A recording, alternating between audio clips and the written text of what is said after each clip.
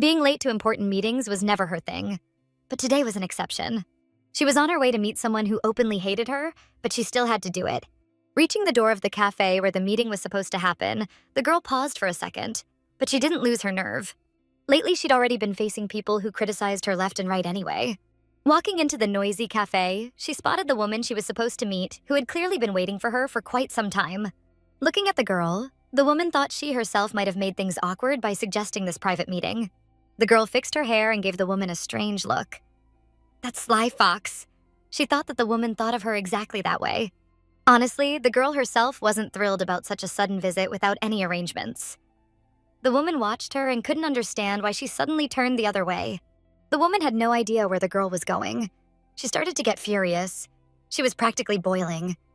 She called out to Hong Juai and thought, she really is a fox. When the girl entered the cafe, she suddenly felt like having coffee, so she went to order it. Approaching the table, the girl greeted the woman and called her mom. She explained she had just recently come back, then asked how she was doing. The woman asked why she was so late and mentioned that she'd called her. The girl silently took out her phone and put it on the table. The girl got up and said she'd step away for a moment. She noticed the woman already had coffee, so she decided to get one for herself too. The woman was shocked by her behavior and didn't even know what to say. Then she asked if people don't usually order drinks ahead of time for meetings like this. What a pushy attitude, the woman thought. Holding the coffee cup in her hand, Juai thought, great, I messed up again. And the woman noticed something shiny on her finger. The woman pointed at her hand and asked in surprise, is that a ring? The girl showed her hand with the ring on her finger and said Junwon gave it to her. Then the woman asked if they had matching rings. While the girl was thinking about how to respond, the woman asked what was going on with her face.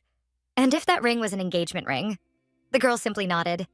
And the woman held her head, not knowing what to say, thinking, fine, let's just pretend it's a couple of ring. Then she exploded yelling, who gets married like this? Who even gave you permission? She shouted, I guess Junwon doesn't need his mom's approval. And the girl calmly replied, you guessed right. The girl said she tried so hard to resist, but Junwon kept insist. The woman screamed, what are you, a puppet? If you don't like something, you should say it. Or do you just do everything he tells you to? The girl explained she didn't refuse because she didn't like the ring. She felt guilty toward her, and she called her mom again. The woman, outraged, shouted, is that it? You have nothing else to say to me? She screamed that she hated the girl. She'd never even thought about accepting her as a daughter-in-law.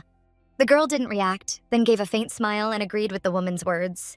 The woman looked confused, stunned that the girl agreed with her, then yelled, stop mocking me! And Juai said she didn't think she could ever change how the woman saw her. She'd made it clear from the very beginning. She called her mom again and said she'd still waited, trying to show her best side. But the woman yelled, I'm not your mom. And the girl replied, then, Junwon's mom. The woman shouted for her to stop joking around and said it seemed like meeting her was getting too easy now. But the girl smiled and said she'd been so nervous she had to take a calming pill. And that when she got home, she'd probably need something for her stomach too. And the woman grew even angrier, clenched her fists, and asked if she was acting like this because of Junwon. The girl said they still had things to talk through and asked if she could explain, and that's when the woman completely lost it. Looking around, the woman thought about how she used to know exactly how to behave in public. And now she was yelling over something so small. Then, smiling, the girl told her the news. She and Junwon had decided to live together. The woman was outraged, her whole body trembling with anger. She yelled that this couldn't be happening, but the girl calmly said it was only temporary. The woman jumped up, emotions overflowing, and grabbed the coffee cup from the table. She shouted that the girl was shameless. How dare she talk to her like that? And then threw the cup of coffee right into her face. Hong Juai sat silently, staring at the woman who kept trying to humiliate her, as coffee slowly dripped down her face. The woman yelled that she'd asked her not to call her mom and demanded to know what she had to do to make the girl disappear. She said her son had never spoken with such confidence before, and she couldn't believe anything would stop him now. Pushing back her chair, the woman stood up and yelled, when elders speak, you listen. Suddenly, a man walked up to their table, pointed at the spilled coffee and asked his mother if she had done this. The girl looked at him in shock, then asked how he'd ended up here. He looked a little angry. The mother was just as shocked. She hadn't expected to see Junwon at the cafe. She gave the girl a sharp look and shouted, you told him about this meeting, didn't you? Trying to stop her son, she wanted him to listen and explain everything. But he wouldn't hear a word of it. Then the man walked over to the girl and told her to get up. She tried to defend his mother, saying it was fine, she hadn't meant it, and that his mom was already upset enough. He looked at her seriously and said, If you don't get up, I'll make you. The man's mom flinched and started yelling, asking how he could talk to her like that and why he was speaking to her this way. The girl was shocked too. She didn't understand anything and asked why he was so angry. What had upset him so much? Junwon didn't say a word. The girl looked at him closely and thought, what's wrong with him? It's just a contractual relationship. A month ago, she walked up to her door and saw a strange box lying on the floor. When she opened it, she found a lot of branded stuff inside. For a moment, she hesitated, her curiosity taking over. Opening one of the bags, she was once again surprised to see he'd taken another bra. Looking through the things inside the box, she thought he must have some kind of breasts obsession. Though honestly, her butt wasn't bad either. She crouched by the door, glanced around, and thought maybe it was time for her to move out. Once inside her apartment, the girl locked the door. She was a little scared to be alone. She stared at the box again and decided that even if she moved out, she had to get revenge. Then she grabbed her phone and called her brother, saying, "Get up." She told him that the creep had dug through her package again. And this time, he'd taken a Victoria's Secret bra from the set. The guy got out of bed and said this was a straight-up violation and that she must be furious. Barely awake, he joked, "So he's not into butts at all?" What kind of weirdo doesn't take panties too? The guy was her brother, so of course they thought alike. Then she promised him 300,000 won. He was shocked and asked if she was really willing to give him that much. He told her to wait while he checked his schedule. Then he suggested Friday at 11 a.m. since they'd have a long break between classes. She asked if he was planning to bring his friends. He said, "Yeah, we need strength in numbers. Besides, they're all huge." The guy said that this pervert would apologize as soon as he found out that they were from the physical education department. He also added that his sister might call it the perfect synergy of years of experience and the idea of earning pocket money. Juai said it sounded like a contract, but he seemed to like it. And since his friends were all massive guys, she agreed. He said, "That's not just good. That's perfect." "Write him a note," she said okay and tossed the item into the trash. Then she sat at the table, took a sheet of paper and a pen, and started writing. The note said she wanted to meet him and would wait at 11 a.m. on Friday at the cafe. The girl was thrilled. After rereading the note, she said, "We'll meet soon." And then he's done for. The next day, as usual, the city streets were packed with people going about their day. As Junwon was crossing the street, his phone rang. When he answered, Mother told him the girl had matched her schedule to his. And she asked why he already didn't like this girl when he hadn't even met her yet. Crossing the street, he kept talking and said, "Why would anyone think I'd like her?" Mother said he barely had any free time during the week, so she'd chosen a spot near his office. 30 minutes would be enough. They'd already checked her background, family, looks, and personality. All he had to do was show up. Junwon told her not to pull a stunt like that again. He said he wasn't to blame for his brother's divorce, and that wasn't a reason to rush him into marriage. But the voice on the phone told him when he's told to go on a date, he should just go. Isn't it great that it's at a cafe across from work and not some fancy place? He kept walking down the street, annoyed, and said, "Why make trouble for other people?" The woman replied he'd recognize her instantly because she was beautiful. He started to remember the photo. His mother kept talking, saying the girl's dad had taught at a tech institute.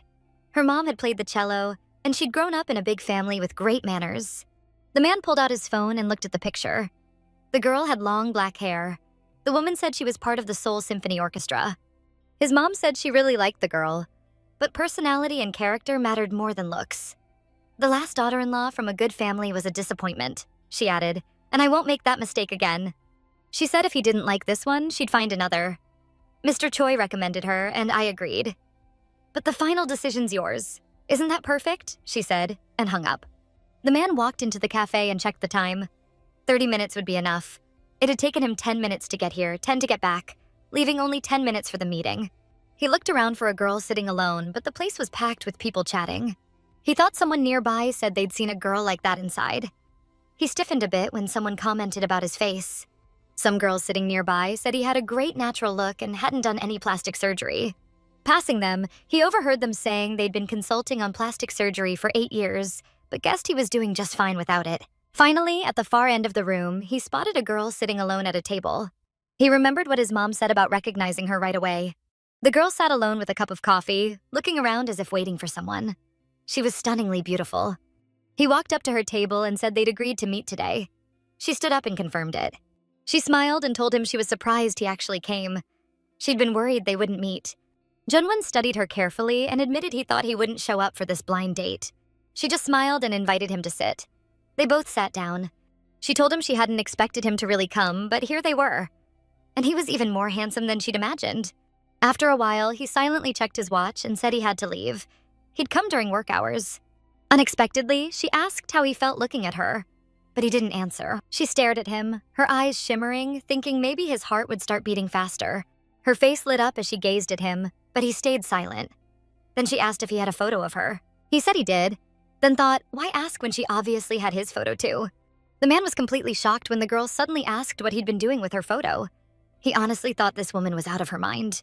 The girl kept smiling, and he thought to himself that maybe his mom had picked a crazy girl on purpose. The girl suddenly stood up and demanded to know what he'd been imagining while looking at her photo. Watching how she acted, the man started to get a little nervous and thought she really might be insane. He quickly got up from his chair, saying it was time for him to go, but the girl suddenly asked if he liked it. He gave her a confused look, but she repeated the question, asking again if he liked it. Junwon asked what exactly he was supposed to like, but the girl yelled that he played so beautifully. He couldn't understand what on earth she was talking about.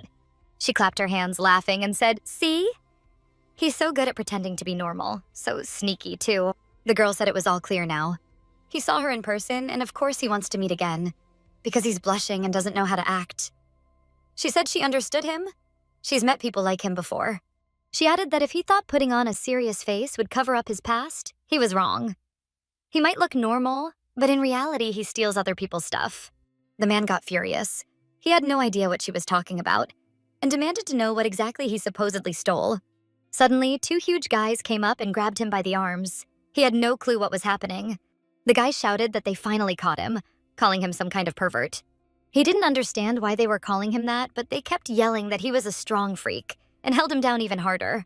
The girl stood up, apologized to everyone for the noise, and said these were her younger brothers who'd come to help her. Then she pointed at the guy and said she was terrified of this man, so scared she couldn't even speak, and that he'd been tormenting her for a long time. She called him a stalker, and people around started whispering, shocked by the scene. The crowd kept murmuring while the girl went on, saying her underwear had been stolen several times and someone had taken photos of her without permission. She then began to cry, saying her packages had been opened and tampered with. The cafe manager came over and said they should call the police, but the girl refused, saying it would cause too much trouble. The man started struggling, trying to break free, and he also said they should call the police, but the guys holding him called him shameless. He tried to jerk away, but they shouted that it didn't matter if he was athletic. They were all physical education majors. They grabbed him even tighter, yelling to hold him down harder, and then slammed him against the table. As they pressed him down, his wrist hit the table. There was a sharp crack. His watch broke. The cafe manager looked furious at the chaos, but the girl said they'd leave soon and apologized. He said it was fine and that he was sorry this happened. Then she turned back to the man and mockingly asked how he was feeling and if he wasn't ashamed of himself. She leaned in close and whispered that even if she filed a report, there wouldn't be enough evidence. No real threat, nothing the police could do.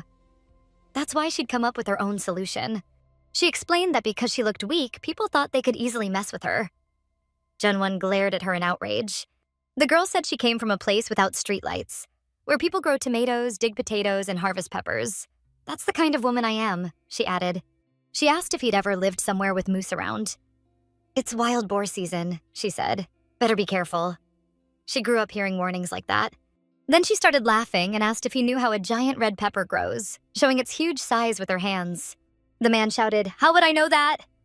"I'm not your stalker. You'd better fix this mess." Hongjuai turned to her brothers and said, "See?" His story never changes. A stalker would never admit he's a stalker. He tried to explain himself, but she sarcastically said, "Wow, what a great act."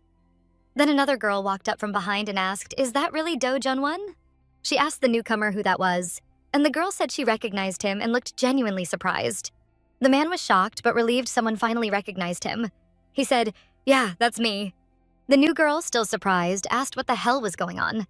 Juai tried to explain, saying she clearly didn't know who this man was. The newcomer tried to explain that he was actually her blind date. They must have gotten it all wrong. Hong Juai began rambling about the peaceful village where she grew up, where there wasn't even a shadow to be found. She thought her mom and dad were probably lying in the living room right now, escaping the blazing midday sun. And as they look at the red peppers she planted, they remember her face. Their daughter, the one they're so proud of. And now the same girl sat across the table, bowing her head in shame before a man she barely even knew. The man asked if she had anything she wanted to say to him. He looked devastated and deadly serious. The girl lowered her head, ashamed of what she'd done in the cafe, and began apologizing to him. Then Park Gunung, Ju Seok's friend, whispered in her ear, "Look at his watch.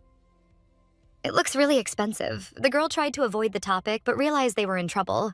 She remembered being told since childhood to live smart like a fox, and she used to reply that she'd take that as a compliment. She thought this mess might affect her brother too. Yes, she needed to be the fox. She nervously bit her finger and confessed that a stalker had been following her for weeks, and her brother had brought friends to protect her. She explained that she had texted the stalker to meet her at the cafe, and when this man approached her like he already knew her, she assumed he was the stalker. The girl tearfully admitted she'd been too scared to think straight and apologized. She begged him not to blame her brother because it was all her fault. When Juseok heard her words, he tried to protect her and said that it was all his fault and only his, asking her to stop blaming herself. The girl stepped hard on his foot and told him to stop talking nonsense and stay quiet. Her brother was in pain and didn't say anything else, while the girl kept insisting it all happened because she was so terrified. She started crying and said it was entirely her fault, asking how she could make up for the damage she caused him. The man thought for a moment, then asked if she had really been that scared. Ju-ai replied, "Very, very much." Looking at him, she thought he was having an internal conflict, that he actually bought her story. Junwon looked back at her and said, "Who's supposed to be afraid of who here? After everything you've told me about your life? Those stories about peppers and hunting wild boars, jumping on someone without even checking who it is first? How is that not violence?" he said. The girl got offended and said, "You can't call that violence. I mean, where have you ever seen someone ask a stalker for their name? You only ask when you already know it." He asked her why she was trying to convince him now, but she denied it and said she was just trying to explain everything honestly. "Just imagine how we would have introduced ourselves," she said. "I'd ask, 'Are you really my stalker?' Then offer you a seat." So of course the only logical step after that was to scream, "Attack!" Right? Time. Money, she thought as she looked at him. And that face, the kind that makes you speechless. She figured if he had everything, he probably lived a life where he never had to be kind. People adored him anyway. He must have plenty of gorgeous women around him already, she thought. A cute face won't work on him. He'll probably make me pay for that watch. She told herself not to lose hope. She could pay him back by working every day without a break, like a bull or an ant. The other girl who came to meet him asked when their conversation would end. The man told her to wait a little longer. He said, "This isn't an order, but I really can't keep talking like this.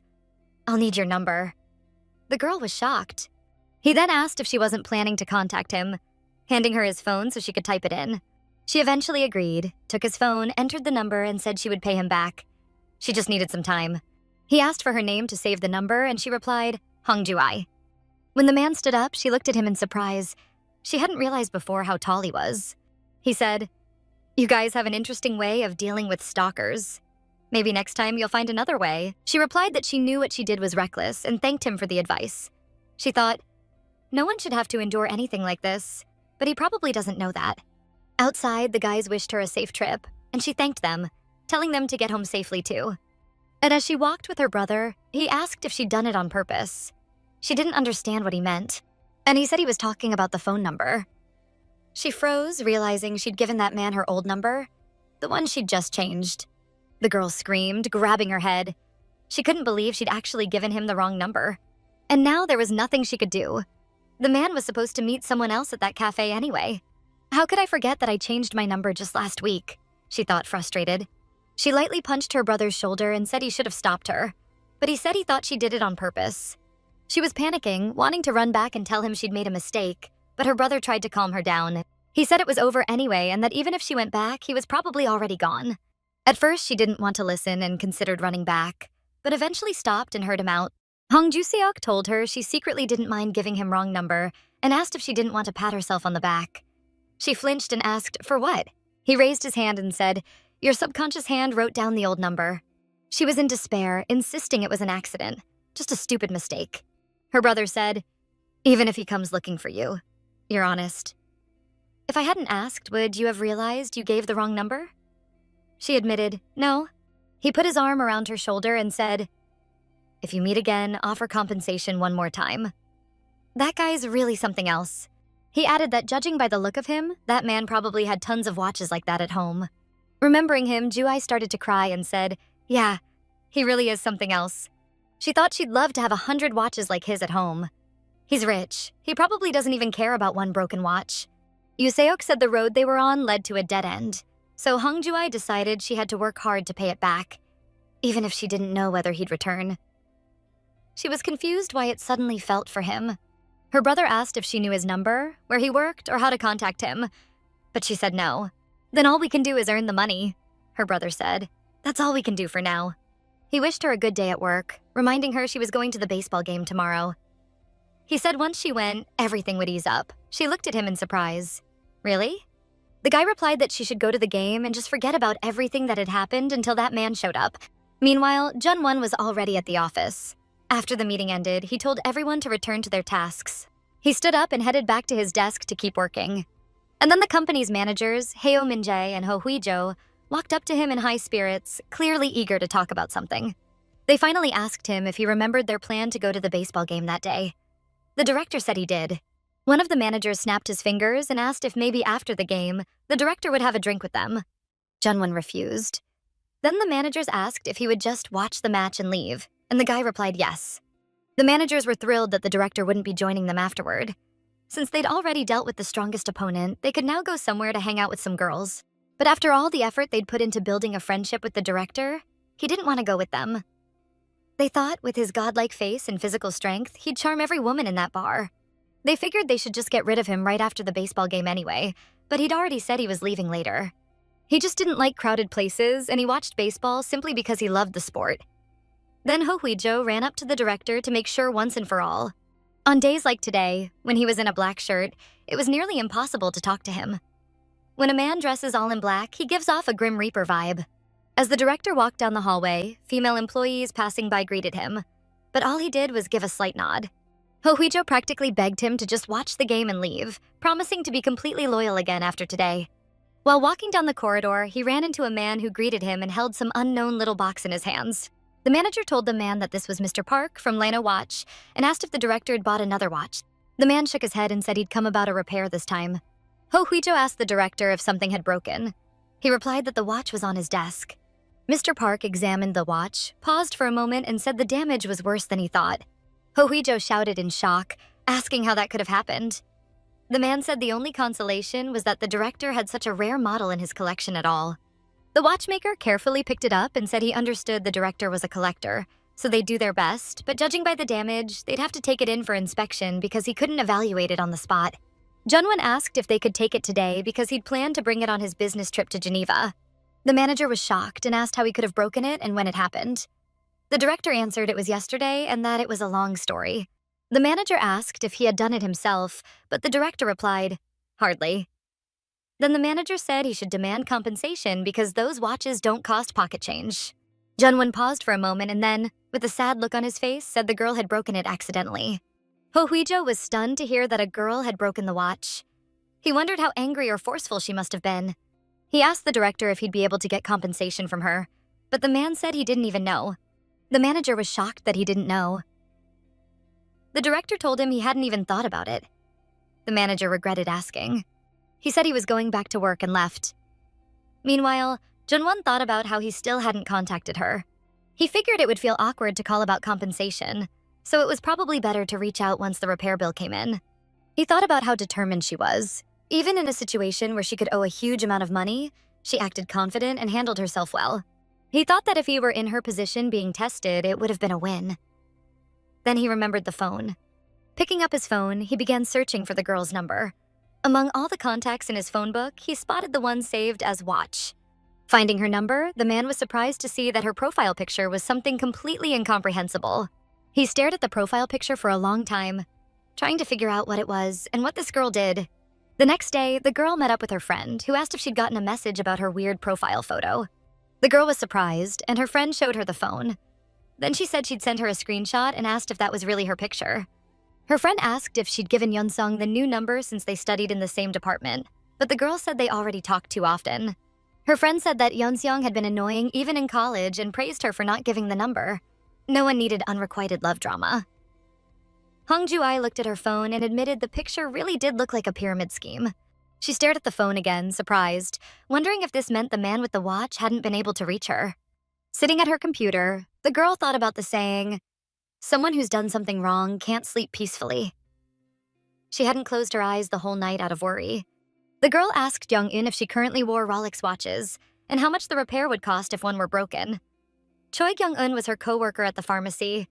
Her friend was surprised and said she'd never broken one. The girl said she was just curious since someone she knew also had a Rolex, and his had been broken so badly it couldn't be repaired. And then that acquaintance demanded 10 million won in compensation. She was shocked by the amount and took a deep breath. The girl then asked her friend how much it would cost if the watch was worth over 100 million. Young-eun was stunned and said, "Then it's better to just die." Her friend added that if the original price was 200 million, the value only goes up with time, and told her to think about whether a person with such a watch would just let it go. Hong Ju-ai thought, "There's no way he'll let this slide. He'll definitely make me pay for it. Someone who wears a watch like that won't forget." Bori and Ina worked at the pharmacy, and as she passed by, the girl overheard them talking about how the handsome CEO would be coming today to watch the match but wouldn't stay to drink. They said their floor and the pharmacy were in completely different corners, so they probably wouldn't even run into him. They only ever saw the director in the underground parking lot. Then a coworker asked if she'd ever seen that construction company CEO from the 9th floor, but she said she walked everywhere and never went to the parking lot. Still, she was curious why everyone was making such a fuss. Jiho, the only guy in the pharmacy, said that even he, another guy, had to admit that man was born perfect. The girl asked if he was really that perfect, and Young-in said it was a shame for those who'd never seen him. But she didn't recommend him because he was like a cold wind. The CEO was always expressionless. If someone greeted him first, he'd just nod. That was it. "But it would be different with you," her friend told her confidently. "You're so pretty." But the girl asked, why would anything change? "A lot of people don't even like me." Then she overheard a coworker saying this would be the perfect chance to see Do Jun-won, and hearing his name made the girl flinch. Then Ju-ai suddenly turned around and asked in surprise what she had just said at the very end. Bori repeated that the CEO's name was Do Jun-won. The girl simply couldn't believe it. She remembered the name of the man from the cafe whose watch she had broken. She was shocked and thought, could it really be that this man is the director from the 9th floor? When she arrived at the match, the girl saw a huge stadium with a giant scoreboard. The scenery around was breathtaking. She thought his name was Rare, and then realized his last name was Rare too. But there was no way he'd come out drinking. Since it was the first company event, he decided not to ruin the vibe and just watch the game before heading out. She then thought that tomorrow she'd start putting up posters near the pharmacy to find that man. If she made the first move, maybe he'd understand when they meet. But then Ju-ai suddenly heard her name. Snapping out of her thoughts, she saw a ball flying toward her at full speed. She flinched, but to her own surprise, caught the ball with her hand. Everyone around said it was really cool. And then she quickly stood up and threw the ball back with sharp movements, wondering why she'd even caught it in the first place. But the ball came back again and hit her straight in the face. The girl screamed, and everyone burst out laughing. The man sitting next to the director started laughing and filming it on his phone. He said they'd shown Ju-ai on the big screen. She was a star now. And the director looked surprised and asked why he was filming it, but the guy said he'd show it to her later. "This has to be saved as a memory," he added. Junwon glanced at the girl and repeated her name several times. He felt like he had seen her somewhere before. Hyo Min-jae said the director probably didn't know her. She was from the pharmacy on the first floor. Junwon looked at her more carefully and asked if she really worked in their building. After the game ended, everyone went outside, and Bori told her to check what she'd just found on her phone. As they were walking down the street, her friend read out loud that the girl had refused a home run. "That's the girl who got hit in the nose." Ju-ai thanked her for telling her. Her friend laughed and said that actually worked in her favor. With that bruise, everyone could tell her nose was real. They laughed loudly, and Ina reminded them they'd agreed to meet in front of the chicken restaurant. When they arrived at the restaurant, they ran into the guys walking toward them and greeted each other. Minji, walking closer, asked if the girls had been waiting long. He seemed genuinely happy to see them. Ju-ai was stunned when she saw him. She couldn't believe her eyes. Could it really be him? Her co-workers next to her said the CEO had also come. She turned around and thought that if she'd known he was coming, she would have run away long ago. Lowering her head, she wondered if there really was a god in this world. And it seemed maybe there was. Then she heard the girls greeting the director. She thought, God sent this man so the sinner could pay for their sins. This man is like the Grim Reaper in human form. Do Junwon noticed the girl hiding her face? He walked closer and, seeing Ju-ai, asked if it was her again. She looked at him and said what a coincidence it was that they worked in the same building. He asked how her nose was doing. She replied that everything was fine, even though she was already planning to leave. Money is money, she thought. But more than anything, I'm embarrassed I gave him the wrong phone number. She decided she'd come up with an excuse later. The girl was in such a rush she didn't even notice a car approaching as she crossed the street. And the man saw it, shouted to her, then quickly grabbed her and pulled her close, saving her just in time. He guided her to the side of the road and asked if she was okay. Their friends, who had been frightened, all rushed toward them. He noticed her nose was badly hit, but Ju-ai insisted she was fine. He moved closer and asked her to let him check her nose. It looked like she had hurt it again, but she said it was fine and thanked him. Then the girl saw her nose and screamed that she needed a tissue. Junwon told her to just sit still. He took a tissue and gently began wiping away the blood, saying it looked like she'd hit it pretty hard. Hong Ju-ai felt awkward and kept saying she was fine. But he suggested she press the tissue against her nose, and their coworkers tried to help. The man grabbed a huge wad of tissue and started pressing it to her nose. She thought, "Oh God, please let this just be a dream." After everything that happened, the guys and girls went to a cafe, sat down at a big table, and ordered drinks. Ju-ai thought to herself that she was now sitting across from the amazing owner of that watch, the one her brother said she'd never meet again. It turned out he worked on the 9th floor of the same building where she worked. He had even taken over a space that wasn't offered to financial companies. Then she grabbed her phone and typed a message. "If I disappear, my debt will pass on you." Good luck, bro. Feeling lost, she just went along with everyone. But if things were like this, she decided to explain everything and give the director her real phone number. The only problem was, she didn't know when to do it. He was listening very attentively to his employees. And just when she was about to start the conversation, her friend handed her some food saying it was delicious. As Ju-ai tried to take a bite, she still couldn't figure out how to start talking to him. Ho Hui-jo, sitting nearby, tried to ask the director something, but he replied there was no need. After a while, he asked if the director liked Hong Ju-ai. He'd seen how worried he was about her. Junwon turned away and said she had gotten hurt because of him. But the guy asked if he just wanted to help, since usually he didn't worry about people who got injured. Then he said Ina had told him that Ju-ai spends her days in the pharmacy rejecting guys who confess their love to her. Then Junwon asked who Ina was. Hui-jo replied that she was dating Heo Min-jae, the youngest in their company, and worked the front desk at the pharmacy on the 1st floor.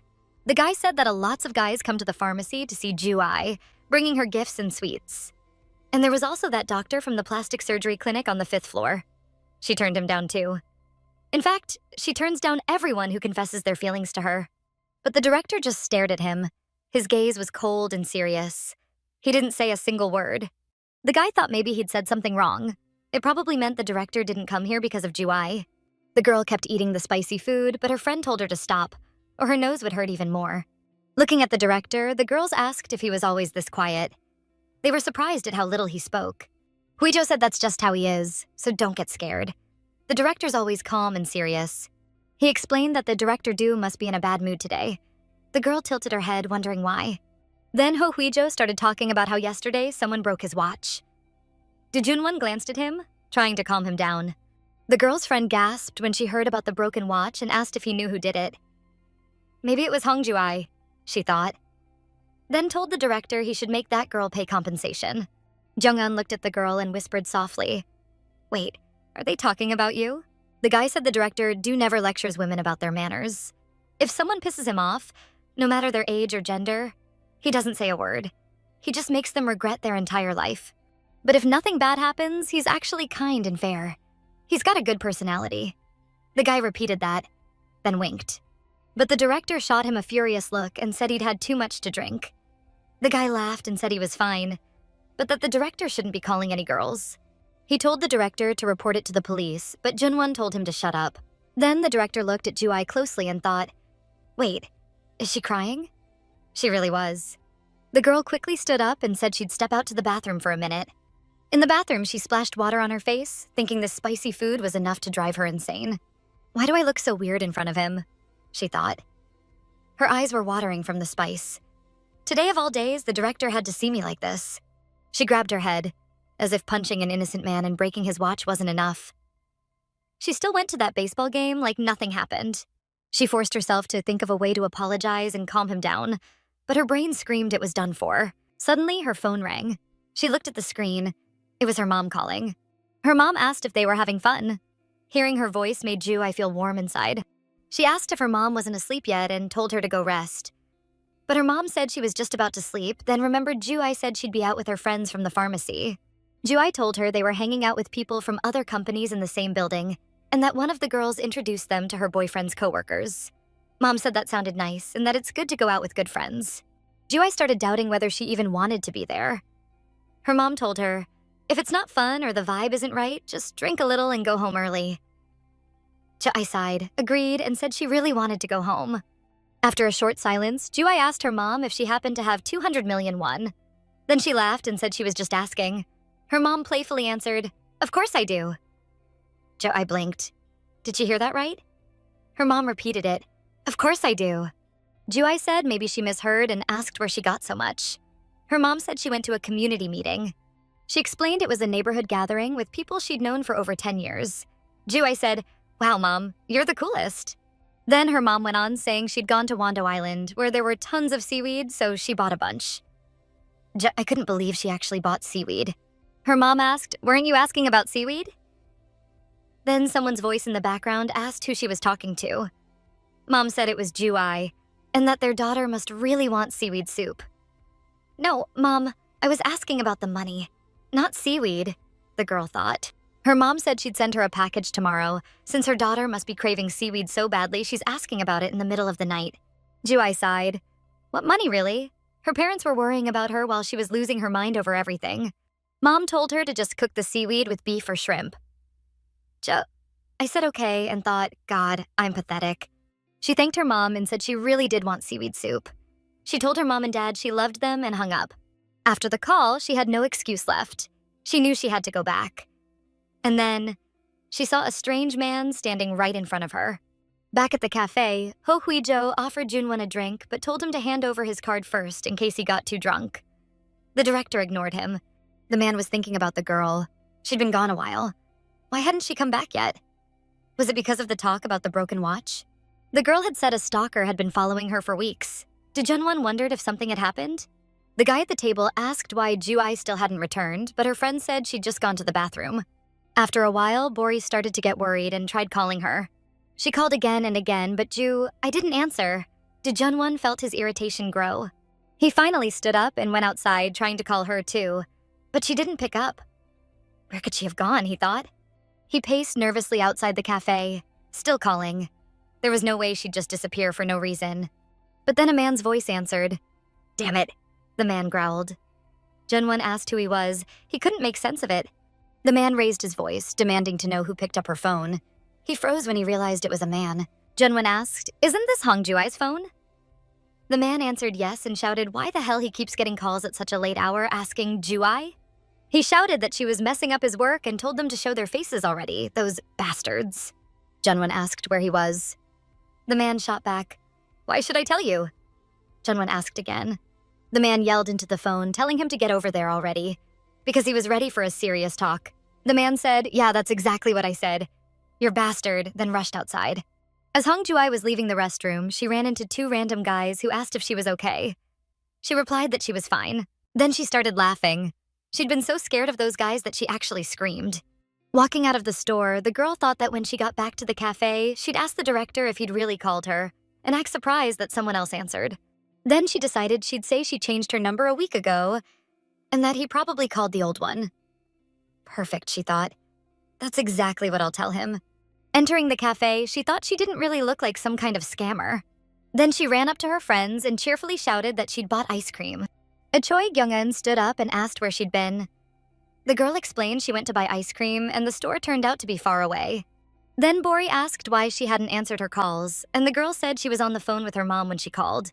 Her friend started crying, and the girl told her not to cry because of her, apologized for making her worry, and explained that her phone battery had died. Then I asked the director if he'd called her by any chance, but when she turned around, she noticed he wasn't there. She asked where the director was, but Ho Hui-jo, who sat next to him, looked surprised and asked why he hadn't shown up yet. Her friends told her they thought the director was with her, since both of them had left one after another and hadn't returned for a while. The girl got upset and said that was impossible, and the guy asked where their director had gone. He called the director, asked where he was, and told him they were worried since he'd been gone for a long time. Then the guy was surprised to hear the director had called a taxi and asked why. The director explained he was trying to get to Paju. The girl was confused. Paju? Why would he go there so late at night? What happened? She thought, why go so far at this hour? Could it be things actually worked out with that girl from Blind Date? At first, her friends wanted to call the police, but then they thought, why? The girl asked, wasn't he just meeting someone? Then Do Junwon told the guy someone had been kidnapped, and he asked, surprised, who exactly? The director explained that Ju Ai had been kidnapped. The guy asked him where exactly that happened. While the girl was stunned, they were talking about her. The director said some man had kidnapped her. Hui Cho tried to ask more questions, but the director hung up. The guy thought, what is he talking about? She's right here. He asked the girl if she had given the director her phone number since he kept saying she'd been kidnapped and wasn't making any sense. The girl pulled out her phone and thought about what he was saying. She hadn't gotten any calls. Then she couldn't figure out which number he'd even dialed since he didn't know her number. Then it hit her. He must have called her old number. And now some guy owned it. She rushed outside and saw Do Junwon standing by the curb, phone in hand, calling a taxi. Then she saw him getting into the cab, started running fast, and shouted, "Taxi!" trying to stop him. As she ran across the street, she thought, God, I'm such an idiot. Of course he'd call the old number. Who knows who answered or why he's going so far? Then she yelled his name loudly, telling him to stay right where he was. The man was standing by the curb as the taxi pulled up. He quickly moved toward the car. The girl kept running, trying to stop him, yelling for him not to get in the car, but he didn't hear her. She ran down the road, screaming for him to stop, but the taxi drove off and she couldn't catch up. The driver looked in the rearview mirror and muttered that this was typical. People drink too much and start acting weird. Then the driver looked at the guy and asked if he knew the woman chasing the car. The director turned around, confused, and said she seemed crazy. The driver replied that it looked like she was running after their cab. The girl kept running with everything she had, shouting for the car to stop. She was exhausted, but she didn't quit.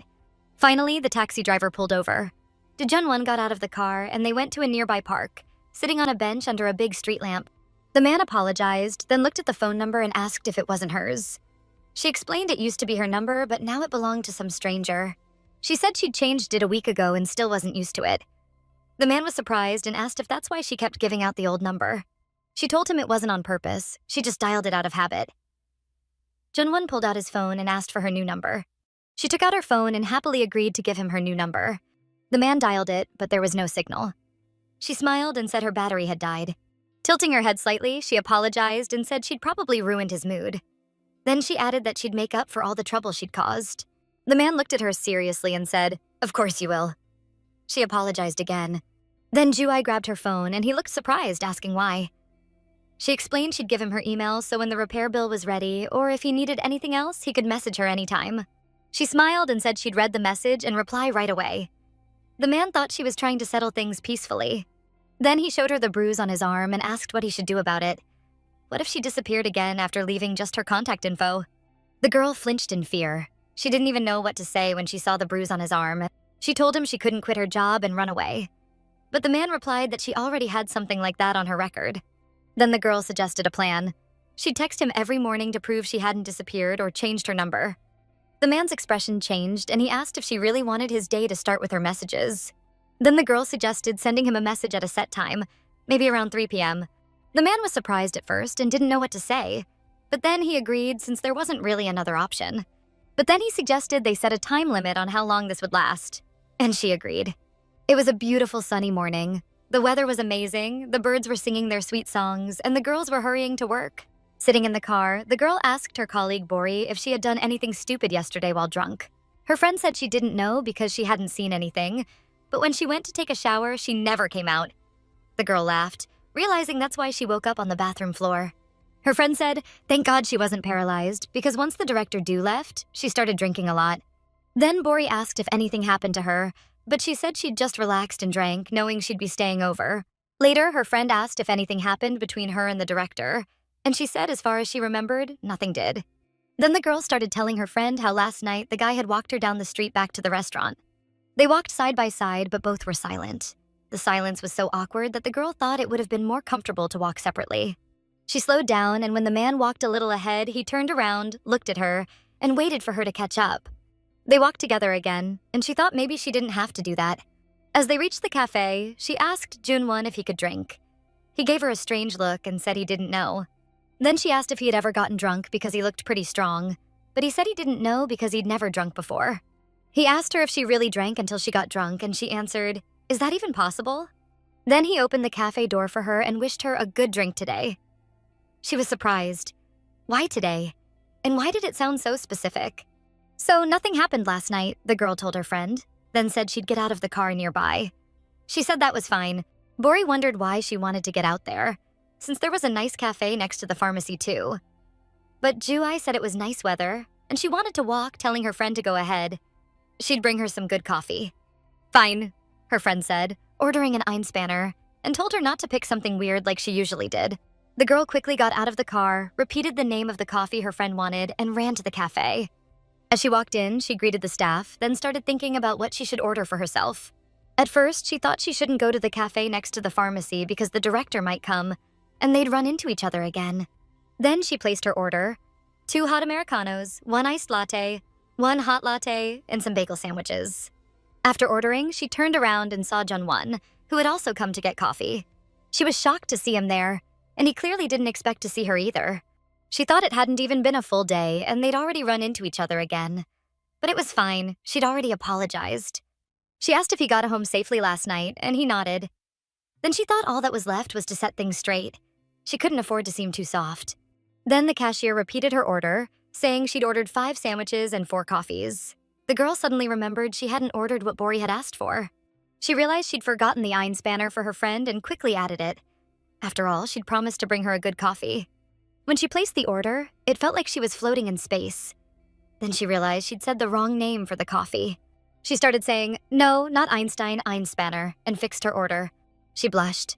The man was right there, and she didn't want to look like a fool. Then the cashier apologized, saying their cafe didn't make Einspanner. The girl asked why. She got really upset and almost cried, but then the cashier suggested she order something else. Ju-ai got flustered and ordered a hot Americano, but then changed her mind and asked for it iced. They double-checked if she really wanted iced Americano, and she said yes, that's exactly what she meant. She turned away, thinking how awful that whole exchange was, and why she'd even said Einstein out loud. Then she heard her name and felt the man lightly grab her by the shoulder, asking if she was even looking where she was going. She quickly grabbed her order, thanked him, and thought how embarrassing this was.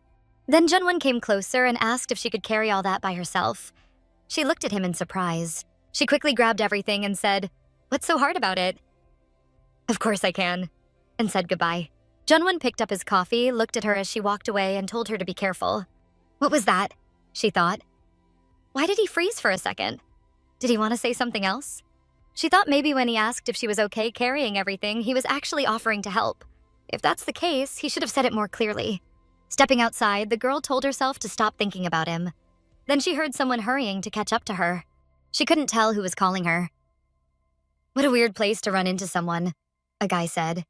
"It's the first time we've seen each other since high school." Then he asked how Juseok was doing. She recognized him. He was a sunbae from the high school Juseok briefly attended. His name was Hwang Dae-sik.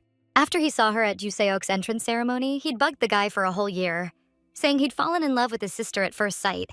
He used to say he'd make her his girlfriend. Joy was confused and asked why her. She couldn't understand it. Then, along with her answer, the guy screamed and started ripping off his uniform, shirt, and tie.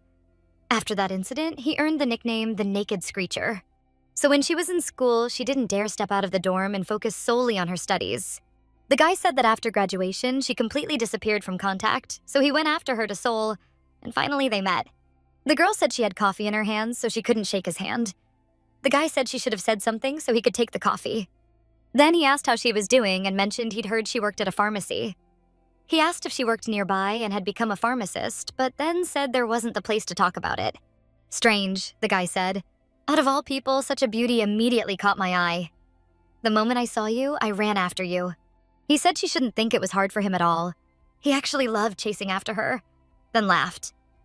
The girl grabbed her coffee and said she had to go. He asked her to leave her number and invited her to lunch, but the girl pretended she didn't hear him. He replied that, as she could see, he wasn't the same Hwang Dae-sik anymore. He wasn't being pushy, just happy to see her. He pulled out his phone and asked for her number again, but the girl thought, first the stalker, then the guy with the watch, and now this one. If she could fend off all this trouble, maybe she'd win the lottery next. Then she wondered whether to have lunch with the dressed-up Hwang Dae-sik or see the Naked Screecher. Jun-won drove by, saw the girl with some guy, and was surprised, wondering what was going on. He sat in the car for a long time, unable to understand who this guy with Ju-ai was or what was really happening. The girl gave the guy a very stern look and said she had to leave because she was running late. Dae-sik extended his phone again, asking her to leave her number before going, since they really hadn't seen each other in a long time. Junwon thought to himself that some strange guy had attached himself, but he wouldn't interfere. He didn't want to get dragged into shady business again. He needed to go. Hong Juai first pressed her lips together, then started laughing, saying, "All right, give me your phone," and called him Appa. Junwon heard her call him Appa. No matter how she tried to handle the situation, she called him Appa. Then he got out of the car. Then Junwon slowly approached them and asked what they were doing. He didn't understand who this guy to the girl was. I was very surprised to see Do Junwon, then asked why he hadn't left yet. Hwang Dae-shik grabbed the girl's hand and asked who Junwon was and if she knew him, but she didn't know how to answer. Junwon told the guy to let her go, but he said he was just happy to see a fellow hometown girl, and the man was interfering. The girl asked if he saved her number, and the guy showed his phone and said of course he had. Then the girl looked at Junwon and he asked if she wasn't going to work. She said of course she was, but she was busy now. Junwon offered her a ride in his car, saying they were going the same way. The girl wondered why he decided to give her a lift. Hwang Dae-shik told the man that he was talking to the girl and that he was ruining the whole mood by interfering. Junwon said the guy was clinging on the street, whining, and called that a conversation. The guy got very angry, asking where the man was getting involved since he and Juai had known each other for a long time. Then the girl got angry and asked what was wrong with them. Hwang Dae-shik asked if he was Juai's boyfriend or something. The girl was confused and looked at Junwon. Suddenly, the man answered, "What if I am?" Then the girl thought she couldn't let Hwang Dae-shik grab the phone and shouted for him to stop. She grabbed his hand tightly, the one holding the phone, and he yelled at her to let go, asking who that guy was to act like that. Without letting go, she shouted for him to stop because that Junwon was her. Junwon wanted to say that he was her boyfriend. Then Juai started yelling for Dae-shik Oppa to apologize because he had no idea who he was dealing with. Dae-shik saw that the girl was furious, started trembling, and couldn't say anything else. Then the girl started explaining that she'd spent all those years shedding liters of sweat and tears. And that's why she had risen to such a position, because she dreamed of meeting this person. And this person in their company was above the heavens, incredible, first in performance in 10 years with 3 diamonds. This guy was the sales king of the month. In short, their idol. Junwon looked at the girl, not understanding what she was talking about, but she just blushed while looking at him.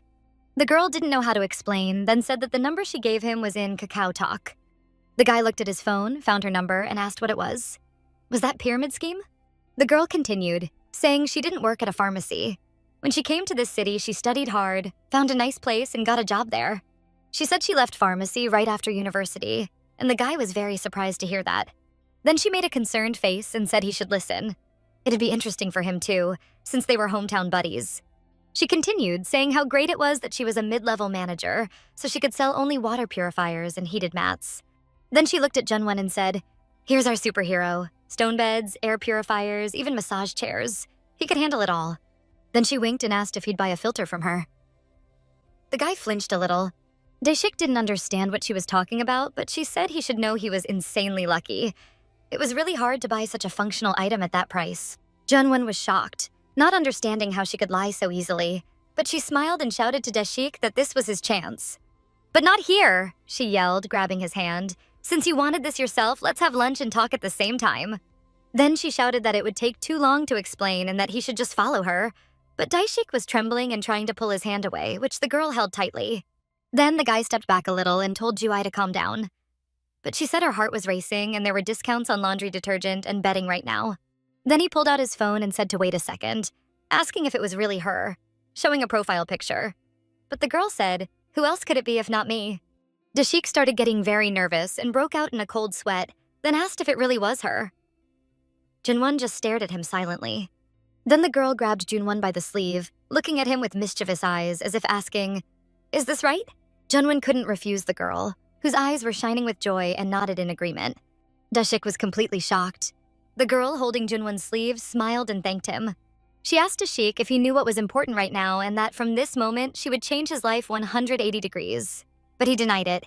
Then Dae-shik said he'd completely forgotten and had things to do, so he'd call later, but the girl said he would just leave because they had so many products to try. He refused and asked if her parents knew, but then said she should send his regards to Yoo-seok, her brother. The girl said it was such a shame, and if he was in the area, he should call. Dae-shik replied that it was unlikely since he usually wasn't around there. The girl waved her hand and said if he called, she would come herself. But the guy, scared, said there was no need to go. He turned and quickly walked away. He thought about how much she could change and still get tangled up in a pyramid scheme. Hongju smiled and shouted after him that she didn't understand what he said. Probably ordered a water filter. The guy ran down the street without looking back, and the girl thought the naked screecher hadn't changed at all. The girl was very pleased with herself, took a sip of her refreshing coffee, and Junwon just stood there watching her. Junwon asked the girl why she wasn't carrying the coffee and wondered how she could even think of that, though it wasn't exactly praise. The girl winked and said it was a natural talent she couldn't hide, then smiled. She asked the director why he said he was her boyfriend. Junwon pondered, then asked when he had said that. Juai turned and said she heard he was about to say he was her boyfriend, but he truly couldn't understand what she meant. They looked at each other with very tender eyes, and the girl asked the director if he liked her. The girl asked again if he really liked her. He replied that it was absolutely impossible. Didn't he already say that it wasn't so? Then the girl said that's why you shouldn't meddle in other people's affairs or take sides. The world is scary these days. You might get hurt helping someone. Then she said that if the person you help misinterprets your intentions, thinking you have feelings for them, the man thought this was coming from the one who made him the head of the pyramid scheme. Then Junwon asked if that guy would go and tell her parents because, as it seemed, they were from the same hometown. The girl replied that his parents lived far away, so everything was fine, very far from her home. Then she said that no matter what, she was grateful to him, said goodbye, and that it was time for her to go. And then the man saw that it was really hard for the girl to carry the coffee and offered her a ride. She exhaled and thought it really was heavy. The man walked to the car, opened the door, and politely offered her a seat. He really wanted to help her. The girl agreed, thinking their relationship couldn't get any better, but there was no need to make it worse. They drove through the morning city with many cars around, and Junwon stopped at a traffic light. A car stopped behind them with some girls inside. One turned to Haewon, asking if she saw the car ahead and if that was a pharmacist from the first floor. The girls wondered if Director Do was dating a pharmacist, since they saw them together. "How cute," said one girl. "It seems like they like each other." Haewon looked at them, confused. When they drove past, Jihye said why he had pretended not to be interested in women. And she told Haewon that she seemed to be on his radar too because she was beautiful, like a celebrity, popular at work, and people liked her. There's no way he wasn't interested in her.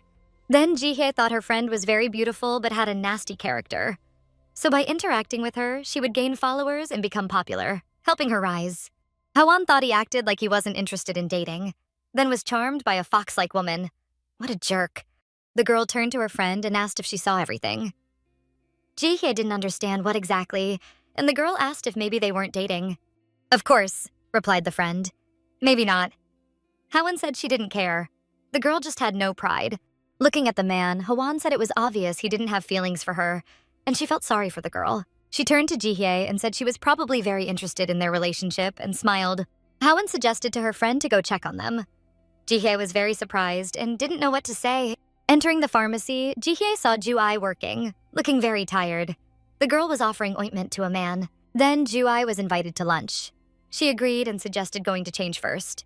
Jung-eun suggested she eat well since she looked a bit tired, and the girl happily went to lunch. While changing, the girl wondered why her friend said she looked tired. Then she looked in the mirror and asked, "Ina, has her face been this gloomy all morning?" The friend was confused and didn't know how to respond. While Juai looked at herself in the mirror, her friend said she thought it was due to yesterday's drinking. Juai replied it wasn't the alcohol. It was because she got into that guy's car, then thought she should have walked with coffee even 1,000 blocks. Who knew it would be so quiet in the car? It was almost uncomfortable to breathe. If only she knew he wouldn't even turn on the radio. She felt déjà vu from last night. Then the girl, laughing, asked the man if everyone at their workplace really liked Americano. Junwon replied that he bought it without asking, because if he asked, everyone would order a different coffee. There was completely silent in the car again, and being next to the man made her feel awkward, so when she got out and said goodbye, it felt like she was trying to escape. Meanwhile, at the pharmacy, a pharmacist approached Jihye and asked what she was looking for and which medicine she needed. Jihye was initially flustered, biting her finger, then ordered a bandage and lens solution. Then Jihye turned and saw Juai enter the pharmacy, and she even started to tremble a little at the sight. The girl was a bit nervous, not knowing how to start a conversation, and then asked if the girl was planning to go to lunch. Juai wondered what was happening since she wasn't in her work uniform, which meant she wasn't coming from the hospital of this building. The girl asked Jihye what she was interested in, if she needed anything, and if she could help find something. But the girl asked if Juai didn't remember her since she worked on the 12th floor. The client said she had bought medicine from her last week and the week before. The girl replied that she hadn't even had time to look at today's clients and was completely overwhelmed with work. The client quietly whispered to herself that she didn't think it was about being busy, and pondered it. Jihye said she greeted her because she visited often and thought the girl would remember her. Ju-ai exhaled and wondered why she was telling her this. Jihye said that, by the way, she saw her in the morning getting into a car. The girl looked at her, surprised. The girl smiled and asked if it was probably her boyfriend's car since it looked very luxurious. Ju-ai replied that it wasn't her boyfriend, then leaned slightly and asked if she hadn't noticed the car's owner. Jihye was initially confused, but then said she really hadn't noticed. The girl asked if that was really the case. The girl thought it was strange since she got in the car first and he got in afterward. The car's tinted windows made it unlikely she could have seen him. The client replied she probably didn't see him. Ju-ai frowned, thinking she seemed to understand the situation. The client was curious about Director Do. Then Kyung-un approached and told her to go to lunch while she would handle things herself. The girl left, but heard her colleague ask the client what she was looking for in the pharmacy. The client replied she didn't need anything at all. Once outside, the girl asked her friend if she remembered that woman, but Ina asked if she even knew how many people came to the pharmacy. The friend said that with prescriptions, a passport photo isn't needed, so it was strange to ask. She guessed the woman liked the director and was scouting him out. Ju-ai thought he was already the king of their building, and most likely, she wasn't the client's target. The friend said that was probably true and added she would have a headache if she got involved with him. Then the girl heard her phone ring, and looking at the screen, she saw it was Director Do calling. Looking at the phone screen, the girl wondered if he was a ghost, as the phone kept ringing. She stopped in the middle of the street, looked up, and wondered if he had heard their conversation. The girl picked up, and at first it was completely silent, but then the director said it was good that she answered. The girl was surprised why he called. Junwon said he was checking if she would answer the call and was about to finish the conversation. He hung up, and the girl couldn't figure out what had just happened. Her friend also asked what had happened. Ju-ai stared at her phone for a long time, very flustered, then wondered why this was happening to her. Exactly at 3 a.m., the man's phone rang. He was fast asleep but had to wake up. Looking at the screen, he saw many messages from Hong Ju-ai. The girl wrote to him that she had said he could trust her. She could even imagine his surprised expression right now. How could he think that she would deceive him and run away? She even felt a little hurt. She had worked so hard to become a pharmacist, and when she got in, her dad even hung a poster to celebrate. She wrote that she wouldn't quit, would earn money and repay him, so he could be at ease. Even though she earned like an ant, the day would come when she could pay off the watch. And until then, she would work diligently. The girl added a Dobby-free elf emoji. Then she wished him a good day. And with that, the 3 o'clock fairy from the first floor took her leave. After reading all the messages, Junwon jumped out of bed, not understanding what had happened to her. The 3 o'clock fairy, the man thought. Did she even have a sense of self-sufficiency to talk about herself like that? Judging from the messages, he hoped she wrote them while drunk. Then he read a message where the girl wrote that he probably got upset because of her. She was sorry, she wouldn't run away, and would write according to their agreement at the same time every day. Then wished him a good day, even if she sent messages at 3 a.m. 3 o'clock p.m. had become 3 a.m., the man thought, holding his head. If she wasn't trying to get on his nerves, it must have been a timer error on the message. Then the girl sent a cheerful emoji, and he thought, could she really send something like that? Junwon wondered if this was even her style. It seemed the woman who sent this messages didn't know what was happening and was sound asleep. Looking at the phone, he thought it was the fairy and hung up, wondering where she was looking. The next day, Junwon went to the pharmacy where the girl worked, planning to see her. He took his phone and called her, but she wasn't at her desk, which surprised him greatly. Then the girl picked up and the man asked if she slept well. She was surprised, and he asked again if she really slept well. Ju-ai said she slept well and was surprised the director called her in the morning. Junwon thought she probably didn't know what time she sent the message and wondered how she would react, asking where she was since she wasn't in the pharmacy. The girl was surprised he was at the pharmacy and said she had stepped out for a moment. The man thought she sent that message, but who knew if she would behave like last time? Ju-ai asked if it was urgent because she was busy. The man asked if she really didn't know anything. The girl replied quite frankly that she had no idea what had happened. The girl said she wouldn't be at work today. She said it wasn't a good time to talk and asked if she could call him later. At first, the man wondered why he should wait for her, but then he agreed. The girl replied that they had a deal. Junwon stood in the middle of the room, trying to understand how she could have ended his phone call first. Meanwhile, Ju-ai was spending time shopping with her mom, who jokingly called out to her and asked if the lady could come over for a moment. The girl spent the whole day with her friends and finally returned home late at night, where her mother was waiting for her. Her mom asked if it was okay that she hadn't gone to work all day. The girl sat down next to her mom on the bed and said she just needed a break. Young Yununi had really insisted that she relax. Juai trembled and looked shocked when her mom asked why she wasn't resting. She replied that it was on purpose. There's nothing to do when you're on vacation, no relationships, so she might as well work. But then she thought to herself that she hoped her mom would forgive her because, in truth, after learning that a stalker was watching her home, she felt safer at work than at home. Then, glancing at the window, the surprised girl asked if her mom had lifted the blinds. Her mom said she opened them when they came home. The girl walked to the window and said it was night and the blinds should be down. Everyone could see inside. She pulled them down anyway, remembering how someone had photographed her through that window when she first moved in. Looking at the apartment building across the street, she suddenly felt a strange sense of déjà vu. While staring out the window, she thought she saw someone, just for a moment, but brushed it off as her imagination. First, she thought she saw a flash. Then she saw that familiar gaze directed at her. He quickly hid, as if he'd pressed the button by mistake, and she froze in place, staring at the window. A horrible feeling of fear and disgust came over her. She couldn't even explain the shock she felt. Since there was no proof of any actual damage, the next day she immediately hung blinds over her windows. That's why she couldn't tell her mother about it.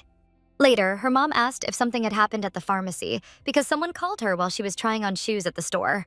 Juai said everything was fine, nothing had happened. Then she thought she should call her boss, but really didn't want to. She couldn't understand why the man had asked if she was asking because she didn't know anything. His way of talking had this strange effect of ruining people's moods. She sent him the message they agreed on and answered his call. After all, she was with her mom, whom she hadn't seen in ages. She couldn't just sit there in silence. Then the girl started thinking about what she might have done wrong. She tackled him, gave the wrong number, made him think she was kidnapped, broke his watch. Yeah, that was the main thing. Juai realized she'd done a lot of things wrong. Then her mom's phone rang. It was her dad calling, and she left the room to talk to him. The girl called Junwon, greeted him, and asked if it was too late and whether he had already had dinner. The man simply answered yes, but the girl couldn't help wondering why she acted so sweet when talking to him. Junwon asked if she would be at the pharmacy tomorrow because he wanted to see her, and asked when she finished work. In her head, she replied, "Never."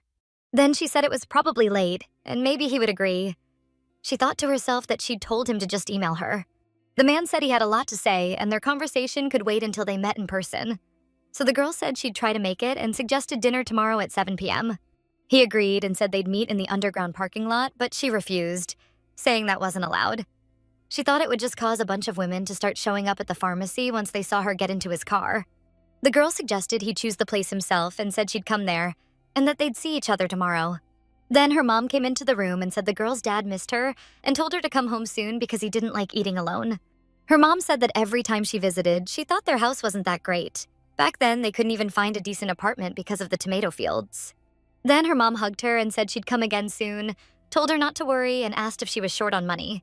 But the girl said that wasn't the problem. Her mom turned off the lights and said it was time to sleep since her daughter had to get up early for work. They lay down and the girl turned over, thinking how nice it was to be next to her mom again, and soon drifted into a sweet sleep. The man was also sleeping soundly when at 3 a.m. his phone rang again. The message read, "It's the third day, and here she is, the 3 o'clock fairy." Reading the message, the man was completely stunned. He couldn't understand what was going on. He sat on the edge of the bed and started reading the messages that had come to his phone. The girl wrote that she always messaged him at 3 o'clock, and if she ever bothered him, he could tell her any time and she'd stop.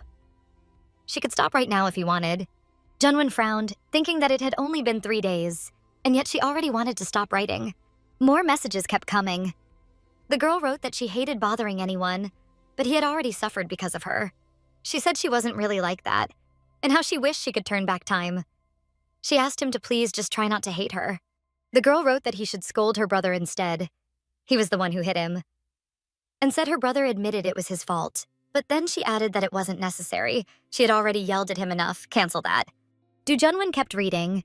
She asked him to try to understand her, not to be angry, and that she would always think of him with gratitude.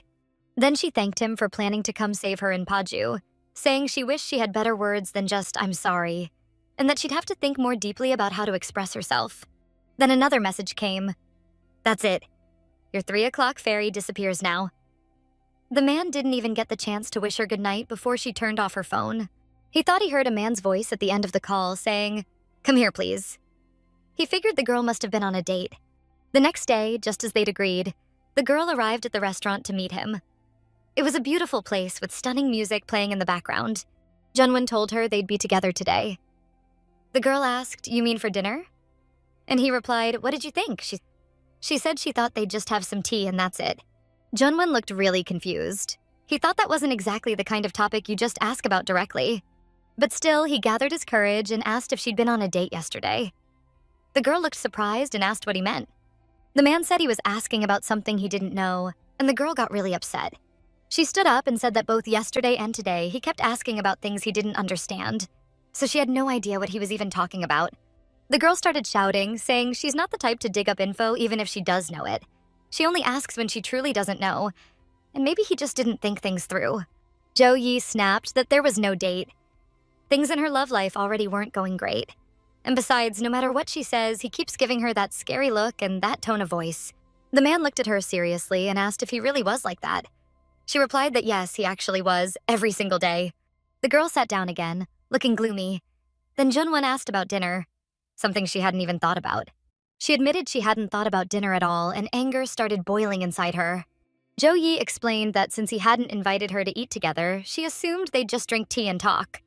So before coming, she'd already eaten a triangle kimbap. The man leaned back in his chair, surprised. She knew things might get tense, yet she still ate beforehand. The girl looked a bit embarrassed and said she ate first because her stomach growls during serious conversations. The man thought to himself, maybe she gets nervous around others too. Or maybe she's just more casual or bolder with them. He asked what she did yesterday.